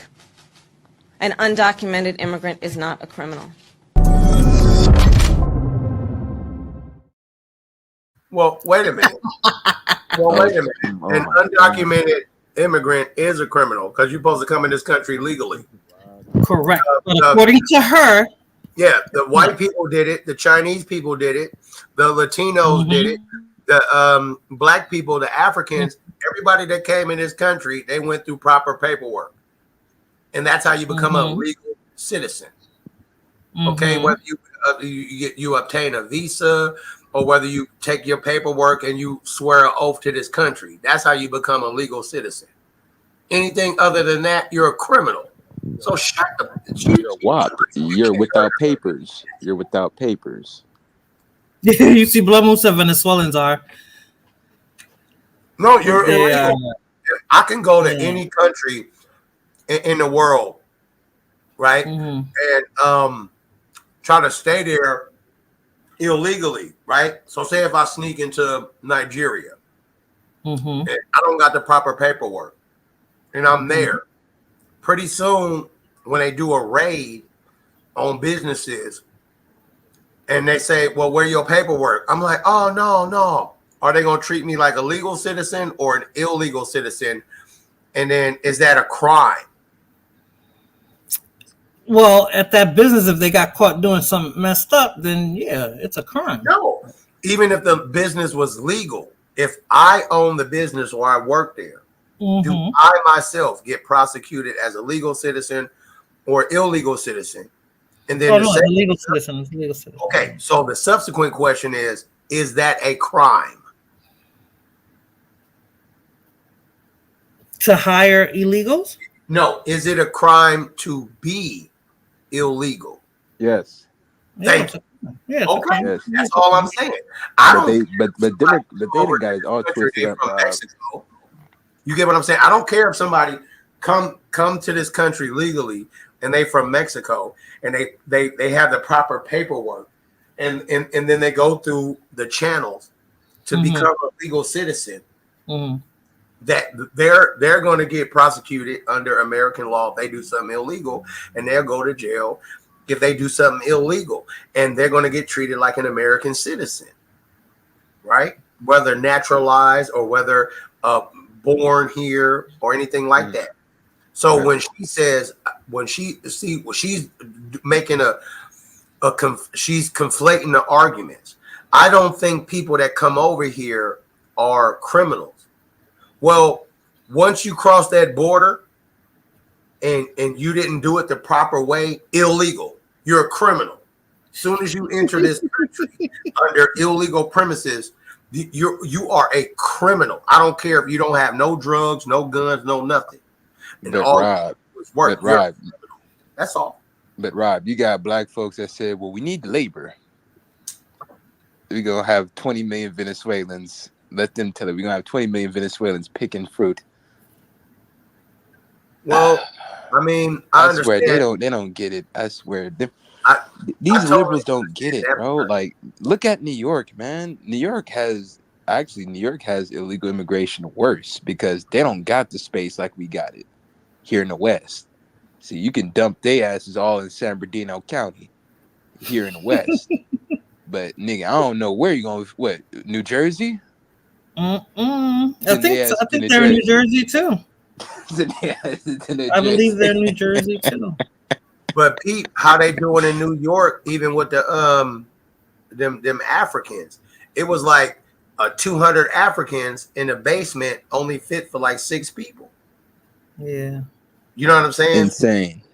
Yeah, and my thing was, it's like I totally understand that you want them to work at your furniture store. You want them picking up hard labor because there's slumlords. There's slum employers. Oh, damn. They want cheap labor. You know, like, shut up. You're not supposed to be in this country. I'm finna give you $8 an hour. Because in their country, $8 an hour is like $50 million. $8 an hour. I was more thinking like $6 an hour. Yeah, but you know what I'm trying to say. But then Eric Adams is dead. Like, his political career is dead. Who's? Eric Adams. I don't even know how he got in office because they didn't even like him before he got elected. No, they didn't like his ass. So I don't know who. Maybe it's like what Rob said. I didn't mean to put the 2 drinking glasses in there, but I think it's what Rob said. Like, the people didn't even want him, but somebody else put him up on there because they didn't want him. Dude, it's a political game, and we have to understand that there's people higher up that's going to benefit from what we would consider cheap labor. This is why this is why it's cheaper. This is messed up. It's cheaper for the United States to melt down an old bridge, send that steel to China, and have it shipped back. Isn't that something? Than it is for us to reopen all the steel mills in Pittsburgh. I'm like, how does that make sense? Like, that's exactly what they do. Because about every product that they import, that's exactly what they do. Because slave labor, though, we got to understand, like, if you want if you want Jordans to be made in America, Jordans gonna cost $1,200. Right. You know, but if you want it to be made in China, those people are happy making $1 a day. And that sounds mad disrespectful, but $1 a day in China is better than trying to pay somebody in America talking about, we need $25 an hour. See, that's why they got a mean ass production house, nigga. They got everything stacked. Yeah, they could do that out here. That's why Tesla is backed up. Like, if you want a Tesla, you got to wait about 6 months, a year, close to 2 years, damn near. You can't go to a Tesla showroom and get a Tesla. But I'm gonna tell you this, man. Since Joe has been in office, we have been in geopolitical turmoil, man. We on the brink of World War III. We got kids about to be drafted. We about to spend $2 trillion in Ukraine. The situation in Gaza still ain't solved. And we got people happy over the littlest shit. Hot sauce in my bag. It's messed up. Or Kamala, get on the phone with Taraji P. Henson. Yeah, I'm out here in these streets. So Daniel Price said because corporations exploit foreign labor, for example, Walmart's warehouse in China works people for pennies on the dollar for 16 hours a day, 6 days a week, and they make them pay to live there. I got a video, and it's Saturday Night Live. I don't know if I can even play it, but it's so funny. Facts, Daniel. They made a skit. They made a skit on that, and it was so true. Let me see if I can find it. But before I go, no, you know what? No, let me find that first because I want to go into Trump's assassination attempt, which to me was like the most ridiculous thing ever. At least it got to me, you know, like, but there were people that were offended by that. They didn't like that I actually felt that way about it. But I was like, please, he got grazed by the bullet. I mean, he didn't. When you show the Trump assassination, show the video where Trump took the bandage off his ear. Now, mind you, I'm going to vote for Trump, But show the video where he took the bandage off his ear. They zoomed in on his ear. He don't got a chunk missing out his ear or nothing. He got a. How can you see it with that big gauze on his damn? The gauze is big. It came out like yesterday. Oh his ear is 100%. The gauze is bigger than his ear. I was like, what the what the hell was that, yo? Oh my god. Blood Moon, she knows that this shit is real as 2 people died. You know, Blood Moon, and not for nothing, like, you know how, did you see those actors, that those crisis actors? They were at 9/11, they were at the Boston shooting during that, I think when Boston had a parade or something, like, what about the people who died? Like, we should be old enough. What about the people who died in the 1986 Challenger? They out there teaching that. I forget about that. They still alive. That's why I got that conspiracy brain. He got a military grade too.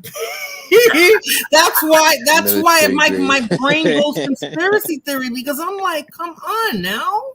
Are you kidding me? I gotta use that military grade toupee. Yeah, Dusty be coming out with the craziness, but yeah, man, like, come on. Now I'm not gonna be able to find that damn video. It was so funny. Did I put it under? You know what it is, people? I don't even know how I even titled it, and that's why I can't find it. That's why and I don't want to make a billion freaking folders for shit. Like, oh, it's okay. You could. You know, the video is fun. It's true.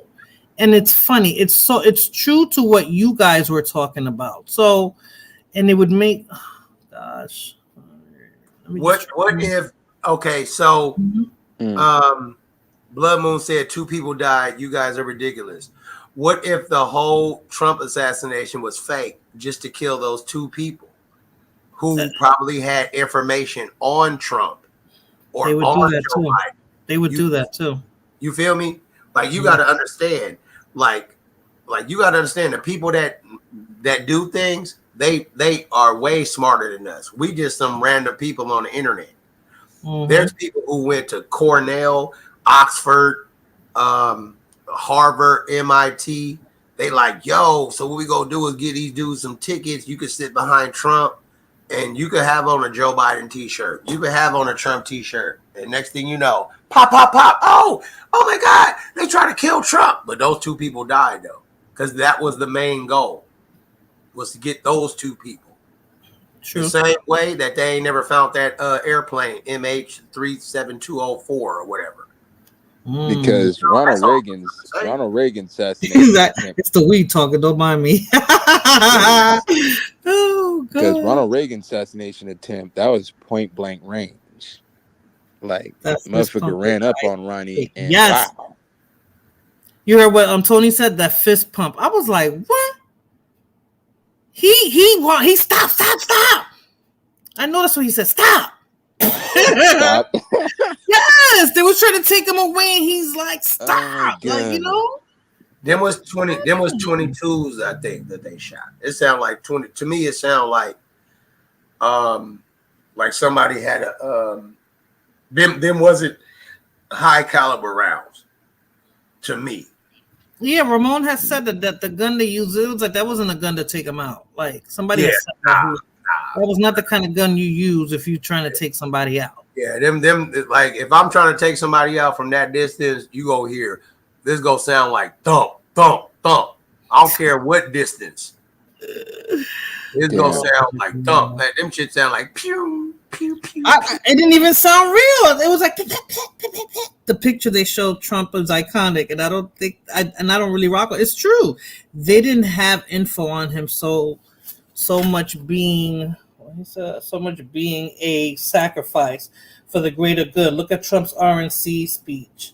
How he rolled the guy's coat and jacket out on some cheap cart, and hugged it. Yeah, that's like when he went to Puerto Rico and he was throwing paper towels. Like, if the Trump is like, he's just so, you know, like, I don't know how people take. I'm serious. Like, are you kidding me? He's, it's true. I don't know. But when it comes to the presidency, the main part, when it comes to the presidency, we the people do not get to decide who the president is. That's sad. The electoral college. Them damn electorates that we don't fucking know. We don't. People that's rich as hell. That was my next question. Like, who are those people? The rich, the donor class. Well, but you said we'll never know, so they don't have to tell us who they are? No, they don't have to address no. Wow. Okay. Yeah, not and that's the same thing when it comes to campaign raising. They don't have to. Yeah. Oh, so you never know who that. No, you never know who the delegates are. Shit, here in California, delegate could be Arnold Schwarzenegger for all we know. Denzel Washington for all we know. Wow. Well, okay. So let's get to the. I have the video on the shooting. Let me just read some more comments here. Blood Moon said that kid was paid. The cops knew he was there. Oh, I got something on the kid too. So, and then you guys tell me what you feel about that. And they ignored him. After Puerto Rico, Melania was walking around with a jacket that said, I don't really care, do you? Wow. People were screaming something on the roof. Oh yeah? Because it looked like nobody was paying attention. So, but I have a whole you guys got to look at that. His wife doesn't need to care about anything. She herself is an illegal immigrant. She sure is. All right. Let me show the assassination.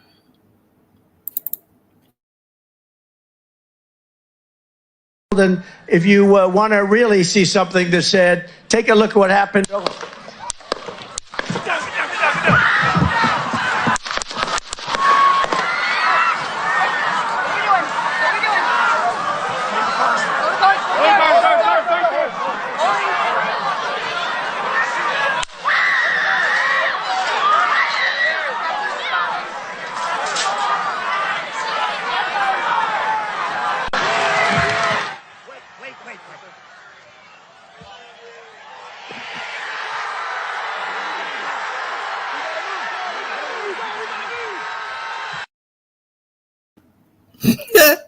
What now? Was that somebody that got shot?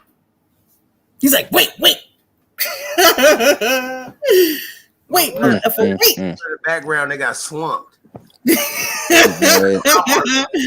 Regular people at the rally spotted him. Yeah. They need to go get Kevin Costner and redo that JFK movie they did back in the 90s. No more actors. No more actors. He had that damn pointer that pointed back of the ear. No more freaking actors. And he had that big ass gauze. I was like, Trump was really milking it. Got old boy to drop about the race though with that. Yes, and I said when I saw that, I said Trump's gonna win now because he's gonna use that. Like he's gonna try to use it like he's undefeatable. All the momentum in the world. Yeah, that was like a whole ploy to me. That is someone who got injured. Wait, my hair. Damn. He said, wait. He wanted to throw that fist pump, yo. Okay, so, you guys were talking about the shooter, right? So fair use again on the shooter. Watch this. Okay, first we're gonna go here. They were talking about how the shooter had been in the media before. Daniel Price said back and to the left, back and to the left. Kevin Costner. Yeah, I'm glad somebody knew what the fuck I was announcing. Trump is like Tupac now. Yeah, Machiavelli, more right? Like 50 Cent, more like 50. Yeah, 50 that's why Cent, 50. Right. That's why 50 was the first one to put his face in the Get Rich or Die Trying. 50 is a troll of all trolls. Hold on 1 second. Know that Thomas Matthew Crooks, the guy who shot President Trump in the ear and failed in his assassination attempt, but did kill one of his supporters, was in a BlackRock commercial. Can't make this stuff up. Here you can see Crooks in the 2022 commercial, along with other students from Bethel Park High School. BlackRock, of course, is the world's largest investment company. It manages $10 trillion worth of assets and is a leader in the rebuilding of Ukraine. BlackRock released a statement saying that yes, it was indeed Crooks that is in this commercial, and they have now pulled the ad from circulation. Let's be clear. We're not saying that BlackRock had anything to do with the assassination attempt. What we are saying is that the connection between BlackRock, Larry Fink, who, by the way, is a huge Biden donor, and Thomas Matthew Crooks is very weird. Damn. You see, BlackRock keeps popping up. You notice that, right? But why I gotta be Black Rock? Nah, okay, I'm just kidding. That's the name of the They got company. Black Stone. They have a Black Stone with a Black rock. That's the name of the company. BlackRock. I know. Yeah. Now, oh no, I didn't. Did I upload it? No. Hold on. And, you know, it's partially true because Lawrence Fink was in the Trump administration. Lawrence, I don't know. BlackRock played both sides. Now, as somebody that does play both sides when it comes to political game. So it's for whatever their agenda is at the time, right? Yeah, because Lawrence Fink, he was part of the Trump administration from 2016 to 2018, then went back to BlackRock. Mm-hmm. Did he get You know, fired? he was for the Trump tax cuts, but then realized that BlackRock. Biden was the, you know, Did he get the upper fired? hand. All right, so here's a video on the actual shooter. Now, you guys definitely tell me what you think. Tell me what you think about the authenticity of this video, because this is a video I was telling Fulana about, and I wish she was here, but I hope she catches it on the replay because I found this really weird. Everything's getting weird now. My name is Thomas Matthew Crooks. I hate Republicans. I hate Trump. And guess what? You got the wrong guy. Wait, what? Let me play that one more time. Okay. My name is Thomas Matthew Crooks. I hate Republicans. I hate Trump. And guess what? You got the wrong guy. Every presidential assassinator, I would say, they always have three names: Lee Harvey Oswald. Mm-hmm. But Right. didn't they say that they got this guy? Didn't they say that they killed the shooter? Yes. So- they did. He got to go. They killed every. Yeah, they killed him on the site. But this guy said you got the wrong guy. Maybe. He Man. clearly said you got the wrong guy. Guess what? White people all look alike. I know that's what I was gonna say. White people John all look William like Hinckley to was the me. guy that tried Reagan. Yeah. Is he still alive, Daniel? I think he's still alive too. But here's the, but they say everybody, look, John Wilkes Booth. Okay. Mm-hmm. Every single The dude that killed MLK. President. What was that man's name? has a middle name, right? And this is what they do. Okay. Like, this is part of the agenda. Mm-hmm. All right. And I just want to say, like, even if Trump becomes the president, okay, there's an agenda put in place. And us, we the people, the low class, the lower middle class, and the middle class, Mm-hmm. we just have to play our part, just get our money. Really, at the end of the day, just ride it out. It would That's be the like best way. the battered wife. Okay, like and it's messed up because I don't want to get too political because I don't want it to go. For me, I totally understand a lot. I want to say a lot, but I just don't want to look. I'll vote for Trump. Blah blah blah. Leave it at that. I say too much stuff on the internet. I've done too much stuff in my life for me to get too political before. Right? Reason pulled over. This dude got a gun. Be like, what gun? That'd be funny. He said Billy Bob Thornton. But for real, It's Rob's not lying. Yeah, it's crazy because they use people as proxies. Mm-hmm. They use people as proxies to,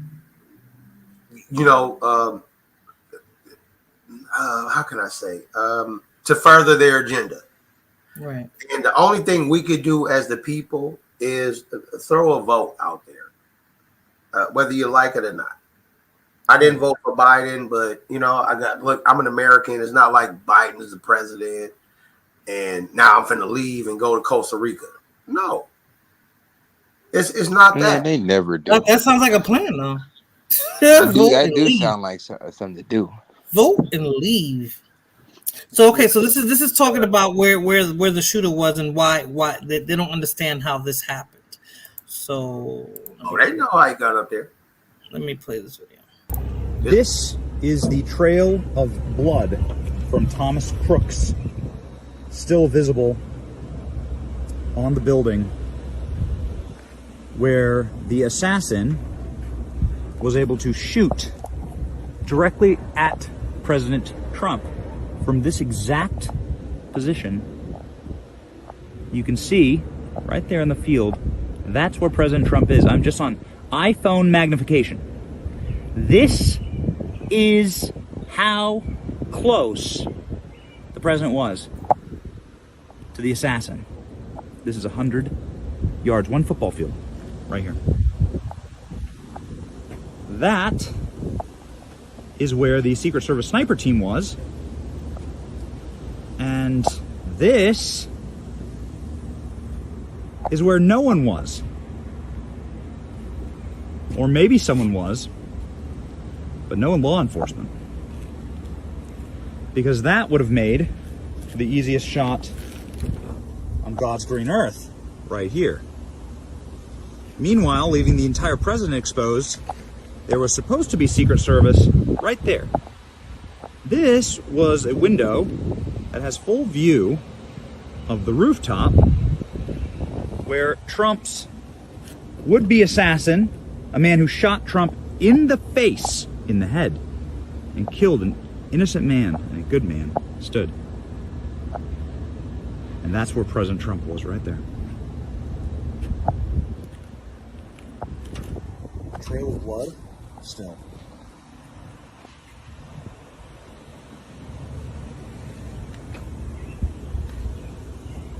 This. No disrespect. Mm-hmm. I could take somebody out. I'm a nigga. I could take somebody out from that distance. Like I could have, with my goofy ass ACOG, I could knock that dude that was standing out in the field. I could knock him down. Give me like 4 shots. I could hit him while he running.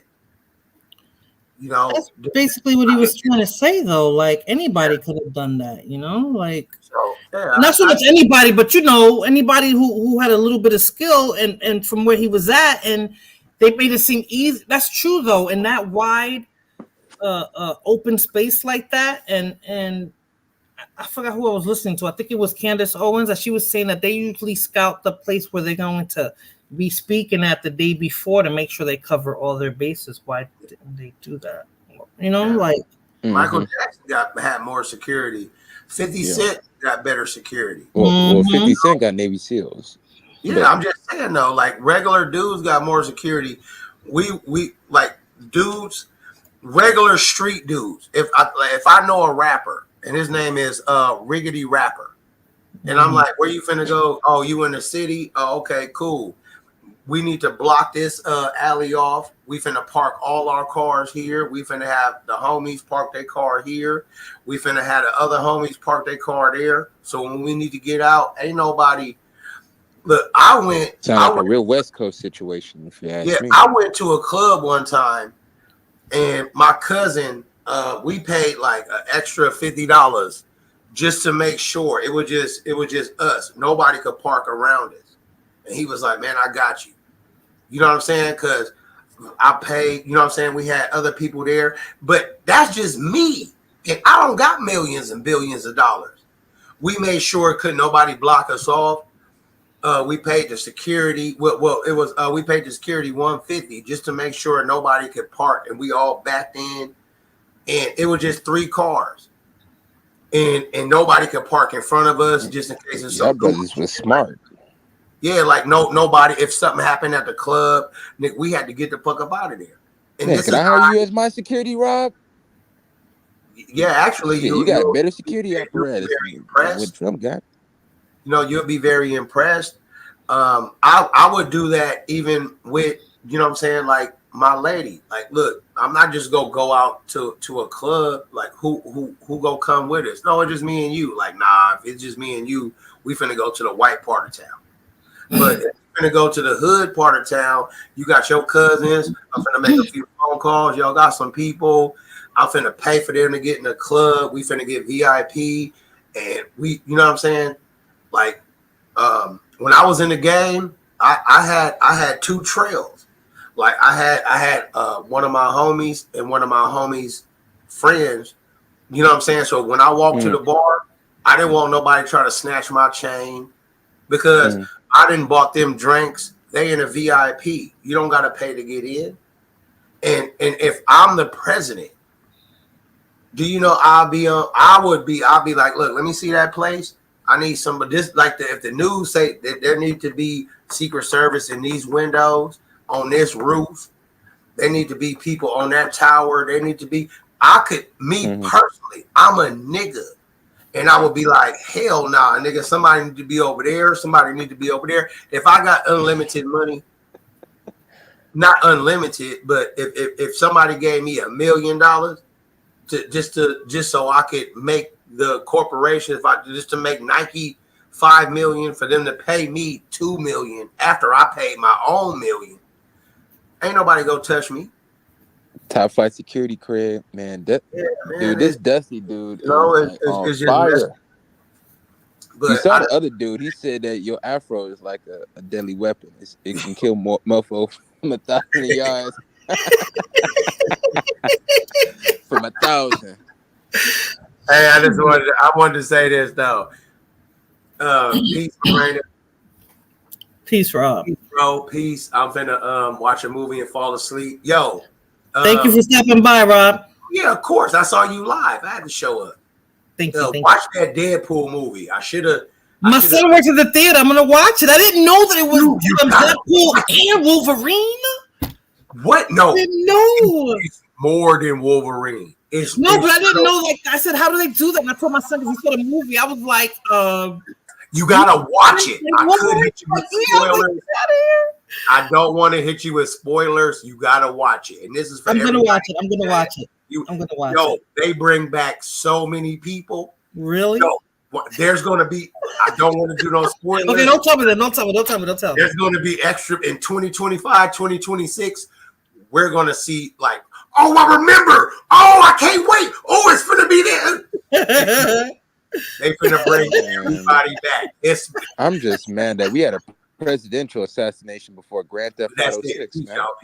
Stop it. Good night, Rob. Thank you for stopping by. Yo, that is funny. Okay, so what I wanted to say was that there's black people who don't want to make America great again. And I'm going to play that video. And it's somebody that we all know. He's not super famous, but we know who he is. Well, he's famous enough. America Great Again is code. Yeah. No, it's not code. It's blatant. Have you seen that rally? Yeah.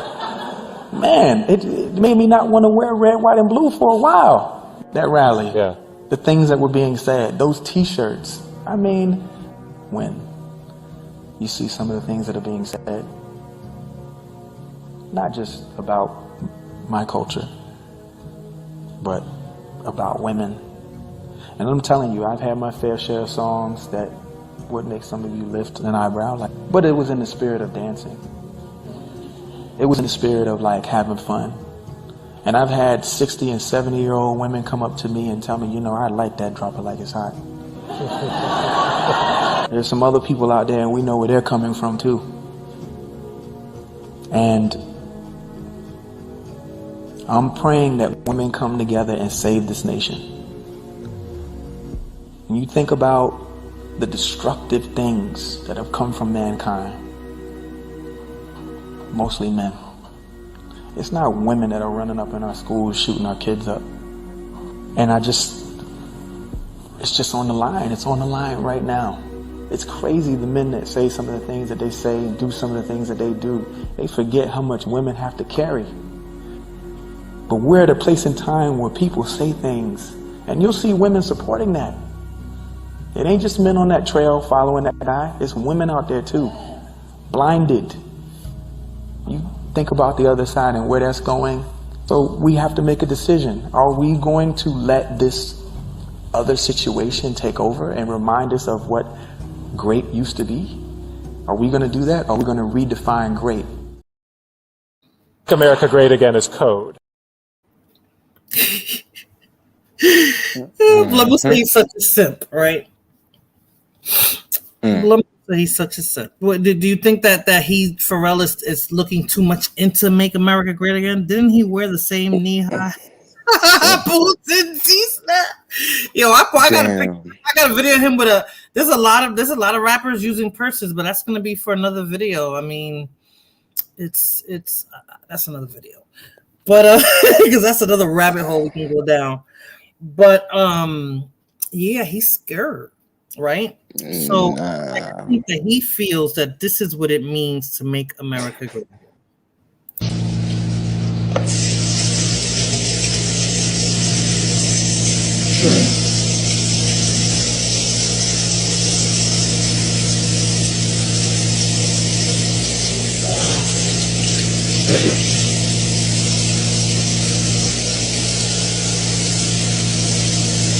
Function.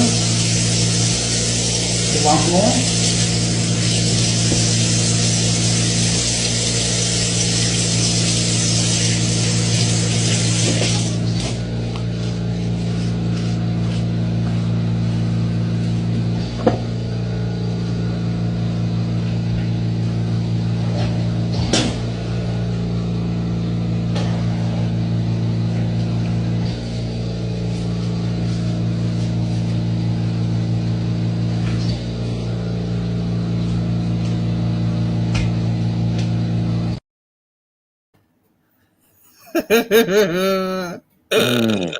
Pharrell doesn't want to go back to those. And I'm laughing because I'm like, esa vieja de mierda. That freaking old lady, like, nah, there's no job in the world that would allow me to tolerate that shit. You know? The first spit, she would have been there by herself.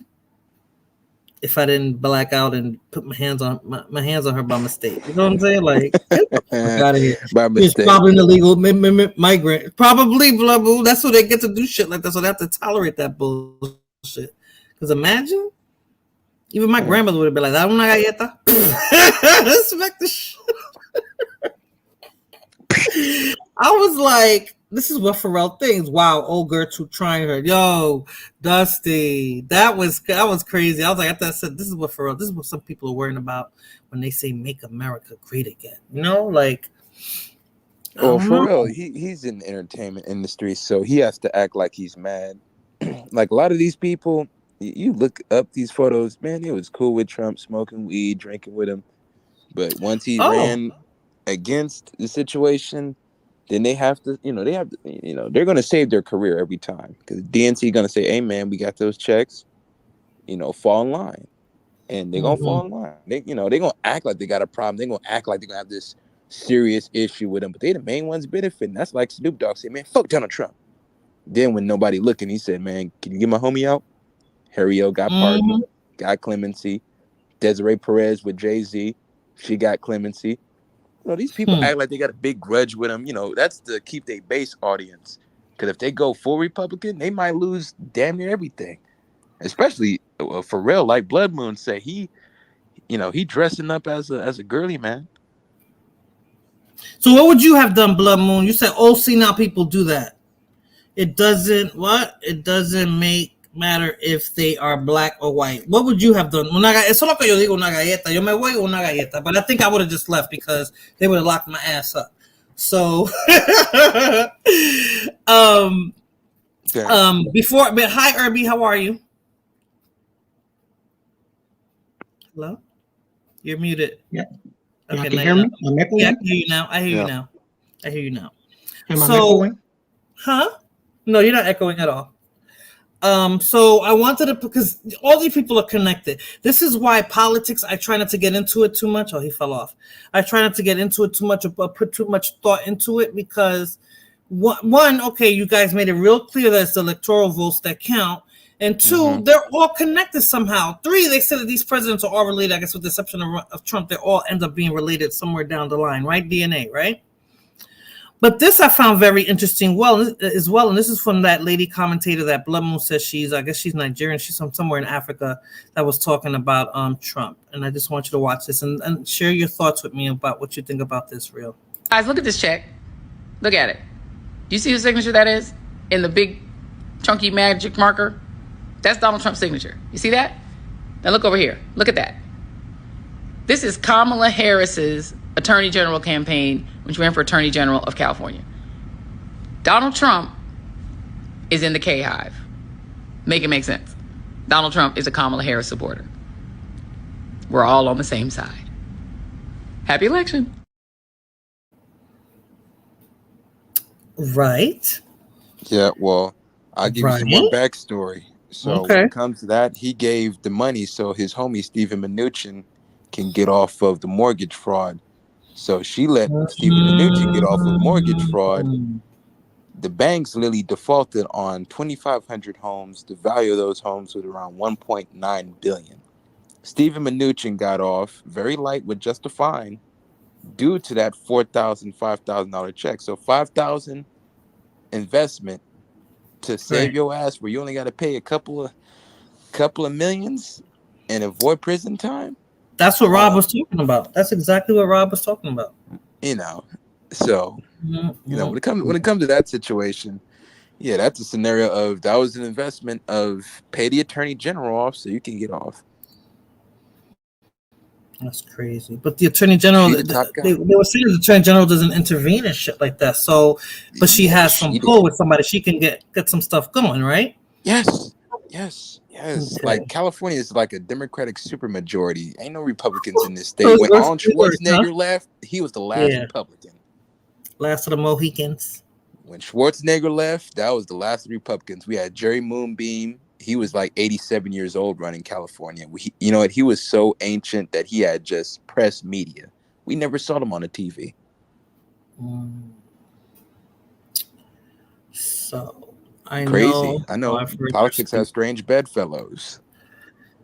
But that's why I think it's like all a joke, like, you know, the campaigning and the back and forth and blah, blah, blah. If they know who they're going to pick and all that shit is like, then what are we there for? What are we getting all riled up for? Man, I think all these politicians are laughing at us. Yeah. You know, because like when he went to the Bronx, Dusty, I'm like, well, what is he going to do for the people of the Bronx? He was heading there. Why did he go to the Bronx of all places? Why did he go to the Bronx? Why did he go to the Bronx? Why the Bronx? Like, come on, man. That's like who went to the Bronx when it was when on Burnside when everything was burning down. Dusty, you got to remember what politician was there. I think was it Reagan. I think Reagan went to the Bronx. 81. Yeah, man. Like, come on, man. Get the fuck out of here. Reagan went to the Bronx and everybody was heckling the shit out of him. Of course they were. like what you gonna do? You gonna wave your magic wand? You the big white savior? You gonna wave your magic wand? Get out of here. She pretends to be Black American. That most Africans do. All the world stage, men and women, merely players. Yep, Shakespeare. Facts. Yeah, well, at least they bring that up. But I hate how she didn't mention how Steven Mnuchin, because that monies was meant to get Steven Mnuchin off. Because Steven Mnuchin was part of Trump's administration. Well, that's the part that Joy left out. Maybe that's what Blumman was talking about. Like, I guess she fudges, I guess, the truth because that's the part she left out. Yeah, because Steven Mnuchin got out. Because Steven Mnuchin, he was the CEO of a large bank here in California that involved the mortgages. And it was a situation where Steven Mnuchin's team had an error and said you defaulted. So people defaulted on their house, did not get compensated, and he got off. Yeah. He left that big part out. So he didn't support her out of the kindness of his heart. Hell no. That's the like I just said, it's money. Like you get results with money. So the only way that we're gonna get results is with money. Ronald Reagan, right? Thank you, Dusty. That's what it is. So let me play this video. And I guess this is how he was appealing to the people in the Bronx, or just people of color, period. His big kill on the black people is the millions of people that he's allowed to come in through the border. They're taking black jobs now, and it could be 18, it could be 19, and even 20 million people. They're taking black jobs, and they're taking Hispanic jobs, and you haven't seen it yet, but you're going to see something that's going to be the worst in our history. Thank you, President. Like, come on now, are you serious? Are you serious? Like I said, man, this is gonna be an interesting November, man. Like I said, I'm not into politics, but it's gonna be like a joke. So I guess I'm gonna try to, because even when I was looking up videos, I was like, oh my god, like there's so much shit. I mean, I could be here for hours, on all the crap they got out on. Now, Daniel, let's not lie on homie, because he gonna cut the taxes to the 1%, but you got a job, right? Payroll tax is getting cut to 0. That means that if you're making $50,000, you're saving $6,500 per year. Yeah, last time I checked, payroll tax cuts, it fuck up Social Security, but at least you get to keep your money. You don't got to pay the medical care, Medicaid, or the Social Security tax. So when you're saying he's raising taxes on the lower income, no, he's not. Payroll tax cut help everybody that's working a job. Blood Moon said he means low-paying jobs that nobody in the U.S. wants except illegal migrants, which will be the Venezuelans. Is it Dusty said? Venezuelan. The Bronx, they hear merengue music. I was just like, why the Bronx? Like, if you're gonna visit New York, why the Bronx? Well, the Bronx was the closest. Well, you gotta look at the governor's race. The Bronx was the closest that made New York damn near flip red in the governor's race. Katie Hochul lost the boroughs. She damn near lost the boroughs. And the Bronx was the reddest out of the boroughs. That's crazy. So he did that off of statistics, where his team said, man, you're going to have to go to the Bronx. Man, you got more Trump support in there. Then bada boom, bada bing. He then went to Co-op City. Like, what? Because like I said, they're not. They people complain about the Democratic Party is not for people of color, not for black people, and the Republican Party. None of them are for anybody who's not. You gotta have to bring the money, man. I didn't vote for that wench. They ain't gonna give you nothing, bro. They ain't. Damn. No, they're not gonna make anything any different. If anything, they'll make it worse. So. Well, they'll make it worse because if you're a person that need that government titty, government titty, that's a big ass titty. And, Republicans is going to slash. He didn't even guarantee that. Did you guarantee food stamps? Did you guarantee Section 8? Did you guarantee welfare? Like, what did you guarantee?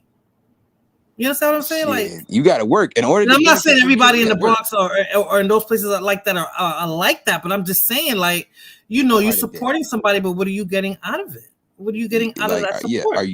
What are you getting out of it?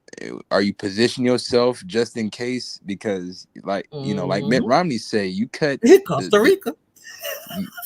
You cut 47% of the population's welfare resources, and that's a sudden increase in crime. So hopefully Trump doesn't cut resources of welfare. Just don't do that.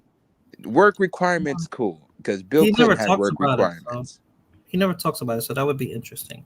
So then this is his former director of communications. This is what she had to say. Alyssa Farah Griffin. Do you know who she is? Yes. Okay, so listen, I got 2 videos on her, but listen to this one. Alyssa Farah Griffin, who was Trump's communications director, posted yesterday and said that you were present at a moment when Trump suggested executing the person who leaked information that he went to the White House bunker when those George Floyd protests were happening outside the White House. Do you remember that? I remember him being very mad about that. I actually don't remember him saying executing, but I wouldn't dispute it. I mean, it doesn't sound. The president would lose his temper and say things like that. I doubt he would have actually carried it out. I don't. But he would say that on other occasions. You said the president had I think people sometimes took him too literally, and he would say things like similar to that in occasions to blow off steam, but I wouldn't take him literally every time he did it. Oh, you mean like he'll get rid of Roe? That's just blowing off steam. Griffin went further, saying Trump had called for executions, multiple times.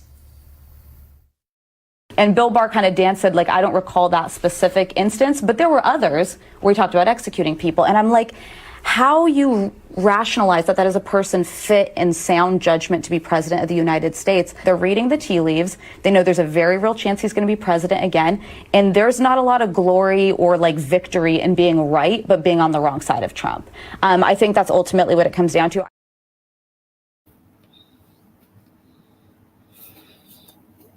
Do you believe that? I'm echoing. Shit, I'm a Trump guy, but I ain't gonna act like he ain't said no shit like that. Because actually, General Baghdadi in Iran, actually New Year's Day of 2020, he blew the shit out of Baghdadi. So I ain't saying that he didn't say it. Okay, I got one more. I don't go ahead. Biden's primary campaign message is we are running to save democracy. Donald Trump is an existential threat to democracy. I believe that. I testified to the Department of Justice against him because I am afraid of him. I'm afraid of what he'll do to this country.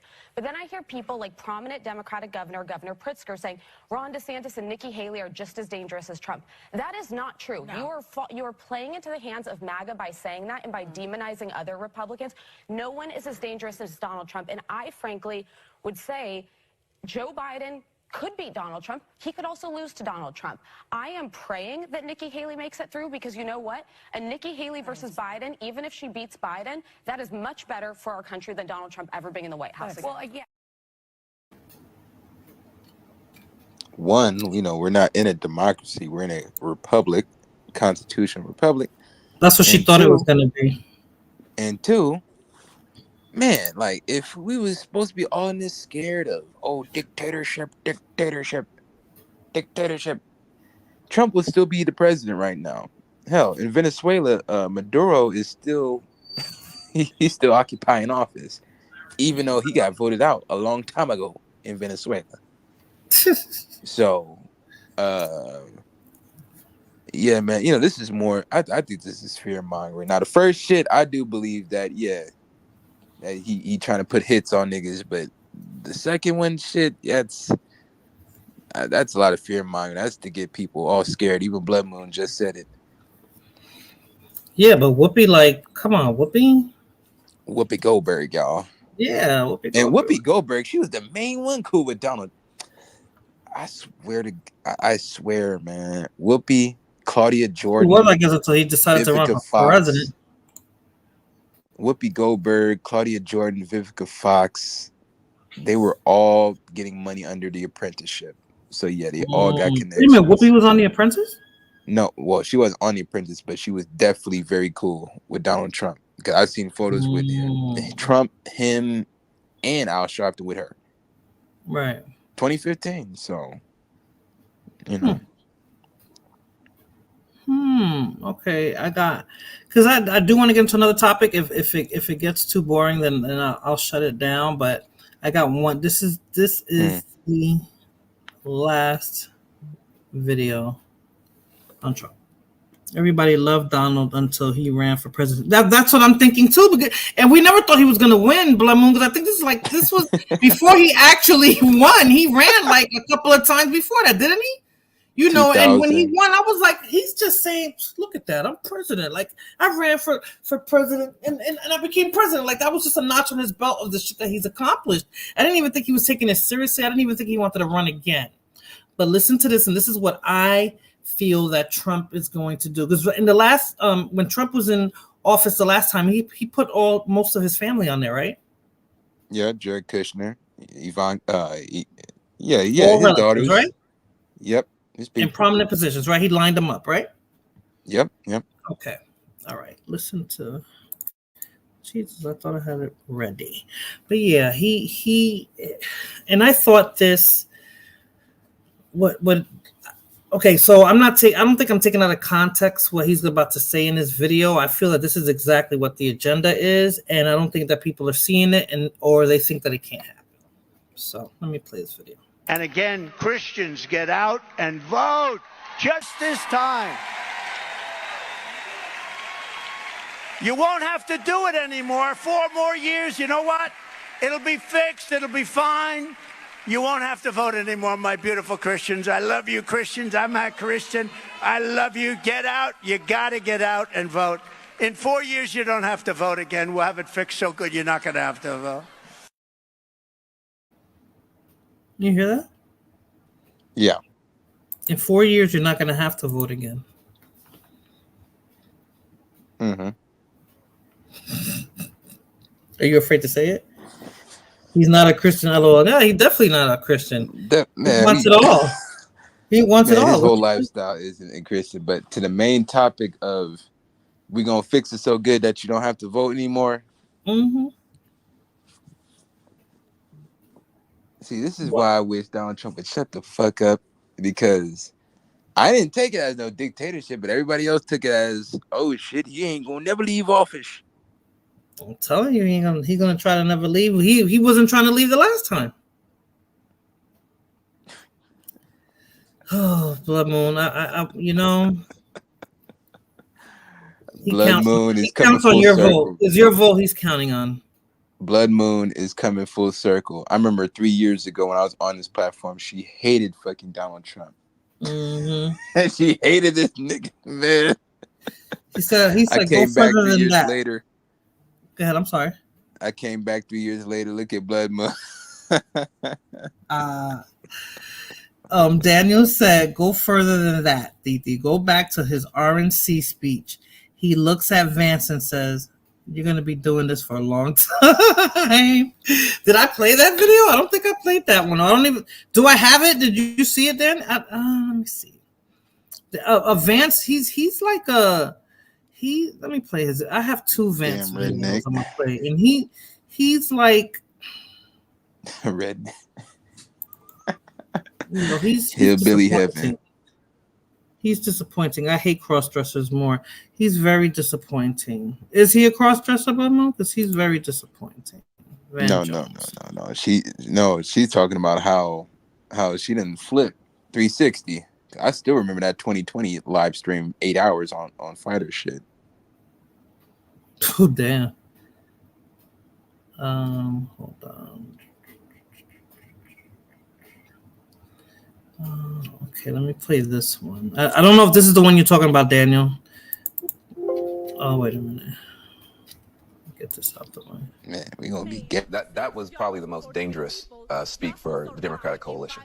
That is a young woman of color. She's describing the experience a lot of people have, feeling that maybe if you're around too many liberals, you might get criticized too much, or you might not be able to speak your mind. And she spoke to it really well. And she's way more famous than any of us up here. Yeah. I'm going to tell you that, way more famous. And so, to the extent that these guys are trying to bust up our coalition, that was a bunker buster right there. By the way, and it's one of the things we've been talking about, but there are speakers who speak to the room, and there are speakers who speak through the television screen. She speaks through the camera to the audience at home, not. I mean, she's effective in the room, but when you're yelling into the room, that is not communicating directly through the lens. This person is super talented. Okay, like this person knows how to speak plainly and directly, knows how to use the camera, the cadence of it.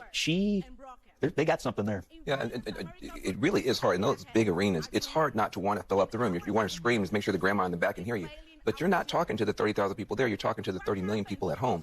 And she was the most effective.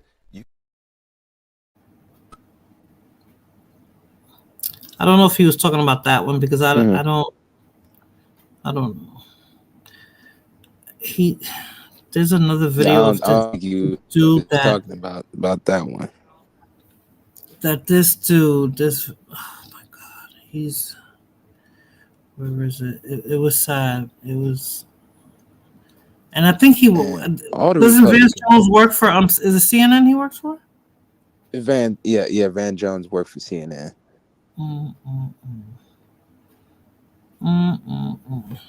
Daniel, I would like to know what's your political leaning, sir. No, that was just okay, rambling. Okay, yeah, and I think I have another one of him rambling, but he sounds more coonish in this one. But let me see if I can find it. It was sad. I hate having to say that, but it was like I was like, is he serious? It's like. He's serious. Here it is. I said, this man is serious. Like, I don't think I have that one, Daniel. The one that you're talking about. He's always rambling. He's one of those blacks. it was. Oh, okay. Let me play this. Hold on. I just want to speak from my heart. I love that guy. That's a good man. He loves his country. He's doing the best that he can.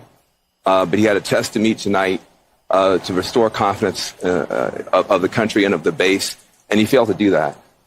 And I think there's a lot of people who are going to want to see him consider taking a different course now. We're still far from our convention, and there is time for this party to figure out a different way forward if he will allow us to do that. But that was not what we needed from Joe Biden, and it's personally painful for a lot of people. It's not just panic, it's pain for what we saw tonight. It was painful because he was about to start crying. And then right after this video, this came on. Oh, I was like, this ain't no goddamn way. This is my motherfucking natural. I don't need to be ashamed of what the fuck. That's a motherfucking natural. It's a motherfucking natural. You know what I'm saying? I'm bringing it to Toronto and Atlanta. Damn. And we still don't know what's in them tapes either. Yeah, nobody talking about his natural ass. Nobody's talking about his natural ass. I don't know. I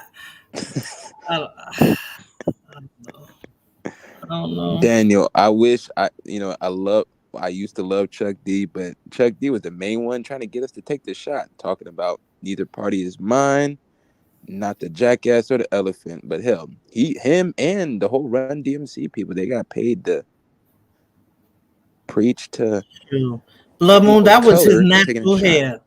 He said, that is my natural hair. You saw how he shook that shit? He said, that is my natural hair. This is a natural election. We're going to have a good election, and this is my natural hair. Dusty, I wish I could. Wigs on the same bird. Dusty, right? I wish you was true, but let California politics be in Texas. Watch when her guns is gone. Oh, no, Instantly. Don't say that, please. It's like I'm in the right place and the wrong place at the same time. Can that be possible? Yeah, I'm telling you, man. Because I wish people would stop saying that shit. Because here in California, man, you got a gun. That's 7 years, man. You in Texas, they ain't gonna touch you. I wish we would stop saying this. I get what you mean when it comes to certain measures, but nah, y'all got Second Amendment rights down south. Stand your ground. I can't do shit here in California. I need to pay police. Like Rob said. That's why Rob said pay police. Because you can't have a gun. But it was a pleasure. Morena.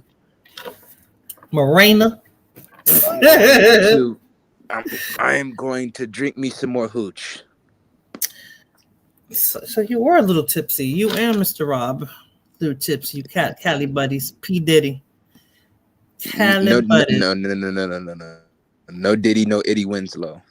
All right, so I'm going to talk about real briefly, because I did some videos on her too. Sonia Massey. So you can drop down if you want to, darling. Have a blessed one. You too, and thank you so much for stopping by. Thank you. So, people, that's all I have for Biden, Trump, and Kamala. I just think it's going to be an interesting election. Oh, girl, no, you didn't with the pizza.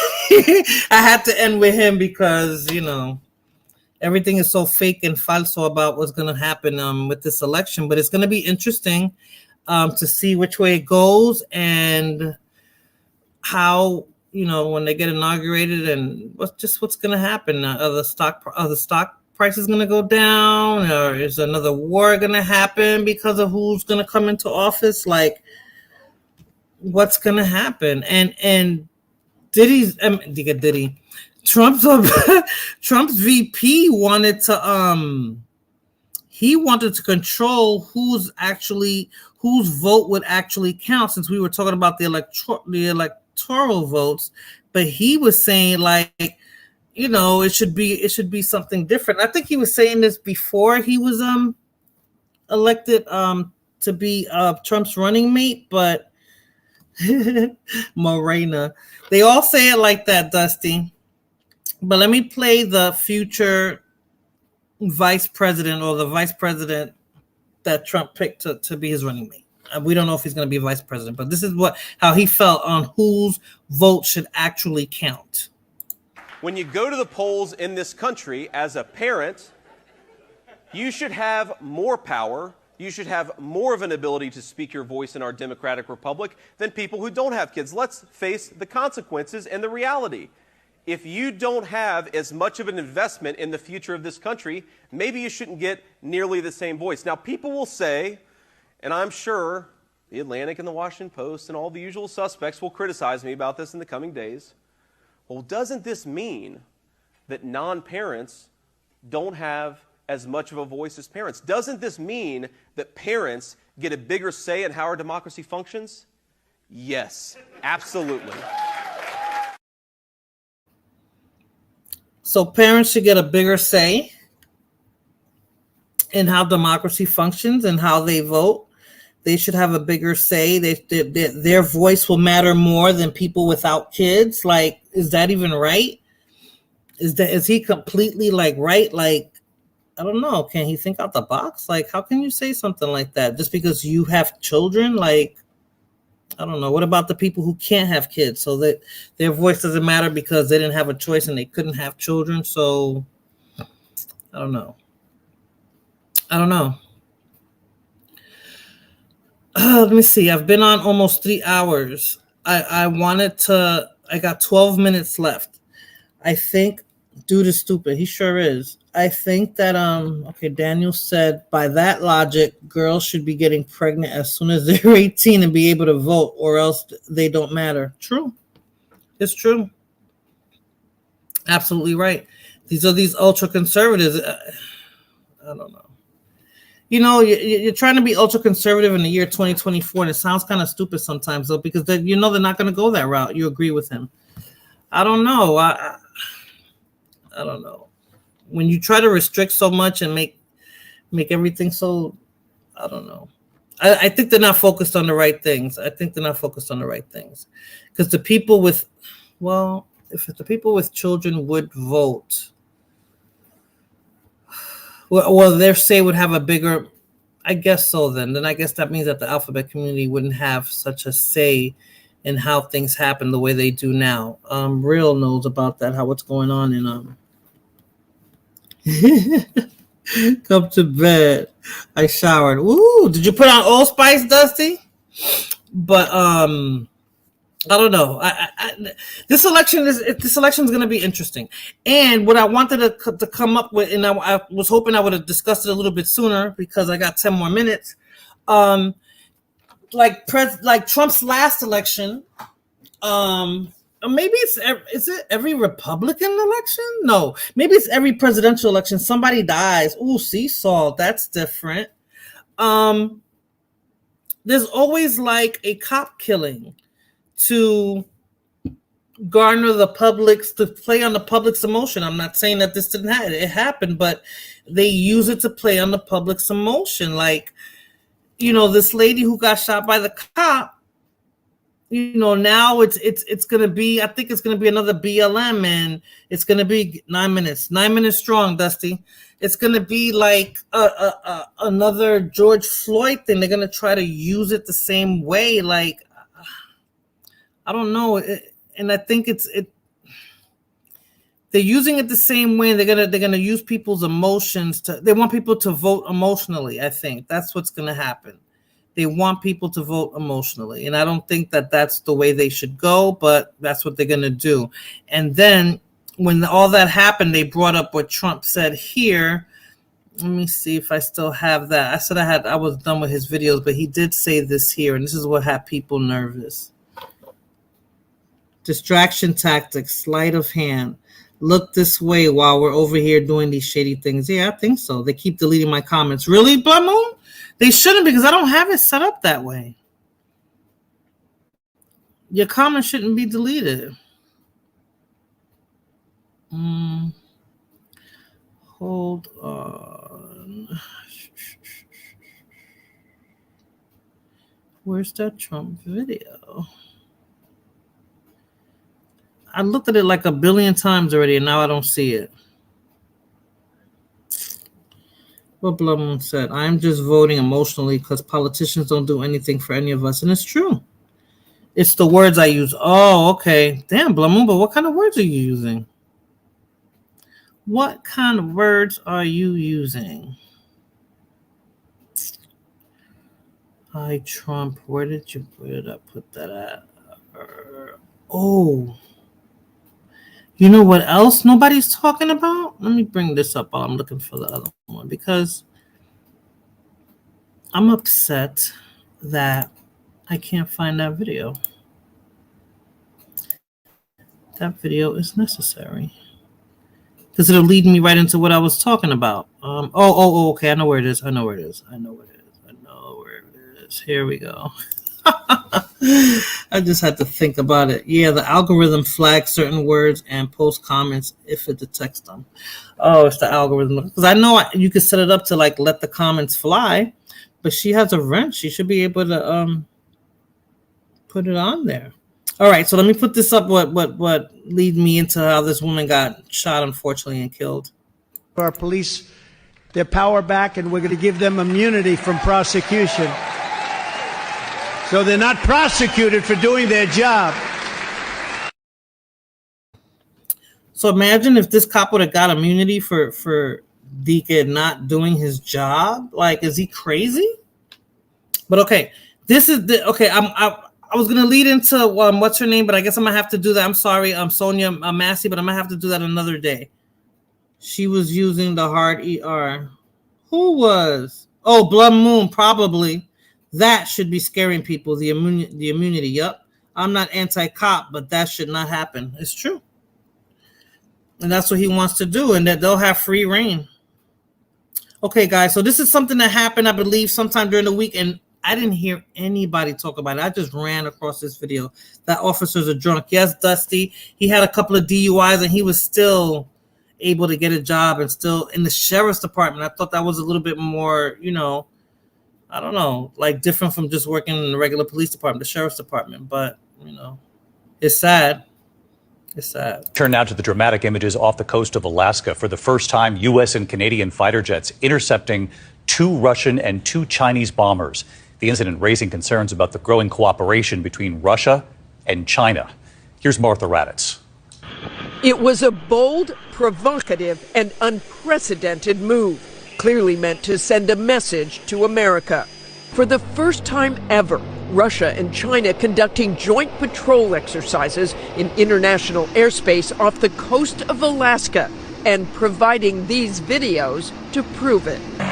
Launching in darkness from the same Russian base, 2 Chinese and 2 Russian unarmed but nuclear-capable strategic bombers aerially refueling over the Pacific as the U.S. military tracked them all the way.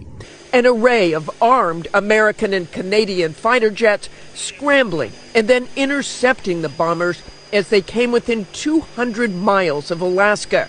This is the view from the U.S. aircraft provided by the Pentagon. This is the view from the Russian cockpit of the U.S. fighter jets and also the Chinese bombers. It's the first time that we've seen these two countries fly together like that. They're always testing us, and that's no surprise to any of us. The U.S. jets followed the Chinese and Russian aircraft for nearly an hour before the bombers returned to their bases. Pentagon officials say they were not surprised by the joint exercises, but the Russians and Chinese made no secret of this mission. They want to reinforce not only their military might, but the partnership that grows deeper every day. David? Yeah, that was quite something. Martha Raddatz. Thank you, Martha. Why nobody's talking about that? I just stumbled across that. Nobody's talking about that. Yes, China and Russia have had a non-aggression pact for a long time. They have a mutual defense treaty. Oh, but they're doing this thing together though, Daniel. Like, and they went together through Alaska. So you're trying to let somebody know something. You're trying to flex. Like, what are they doing? I don't care about any of that nonsense. What if they choose to do anything? We won't feel. Yeah, I think we will. I think we will, Blood Moon. I think we will. I mean, they're aligning. China, Russia, some countries in Africa. They're aligning. That's what I'm saying. This election is going to be interesting. It's going to be really interesting. I care about what the Jays are doing. Yeah, they probably got their hand in that too. They always have the money. The money's what you got to follow the money. Yes, they got as close as they could without actually entering U.S. airspace. It was definitely a message, right? That's what I figured, Daniel. That's what I figured. They were flexing, like, you know. But like you said, it's distractions. It's distractions so that we don't see what's really going on. So, yeah, that's all I got. I'm going to talk about Sonia Massey another day because that'll keep me on here a little bit longer, and I'm going on 3 hours. It's almost 3 o'clock you guys' time, almost 2 o'clock my time, and I'm still a little tired, even though I drank coffee. So, you know, I'll just put my little coffee video up here for a second, and then my goodbyes. Coffee, spelled backwards, is EFOC, which is funny, because until I've had my coffee, I don't give EFOC about anything. That's how I felt earlier. It's a flex of power, right? But, and they both did it together, Dusty. So that's a message saying together. We're doing this together. Just to let you know, you're by yourself and we're together. We're two huge countries, two big powers. And I know Sundown says that our military is the best, but we don't know what their military is looking like. And they got us in numbers, you know. Russia is huge. China is huge. So I don't give a fuck either. Yeah, I thought that was cute. But yeah, guys, I want to thank you all for stopping by and entertaining me with this election this up and coming election between Kamala Harris and Trump. It's going to really be interesting. You know, I don't even know. We're probably not going to hear too much more about Biden. I don't think so. We're going to go in August, so he has August, September, October, 4 more months. I think that he might be quietly put into a nursing home, and he's going to spend the rest of his days there until he's, out.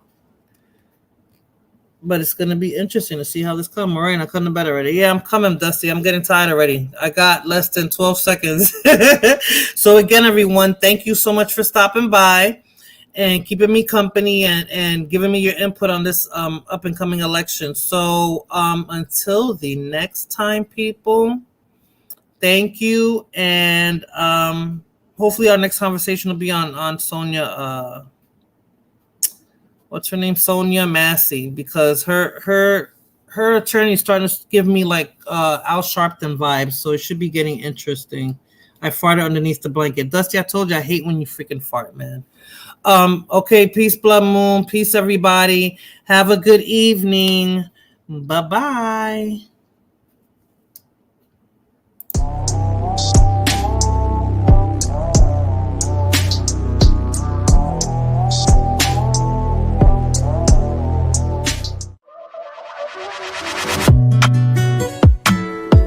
Don't play with it, don't be dishonest. Ay, still not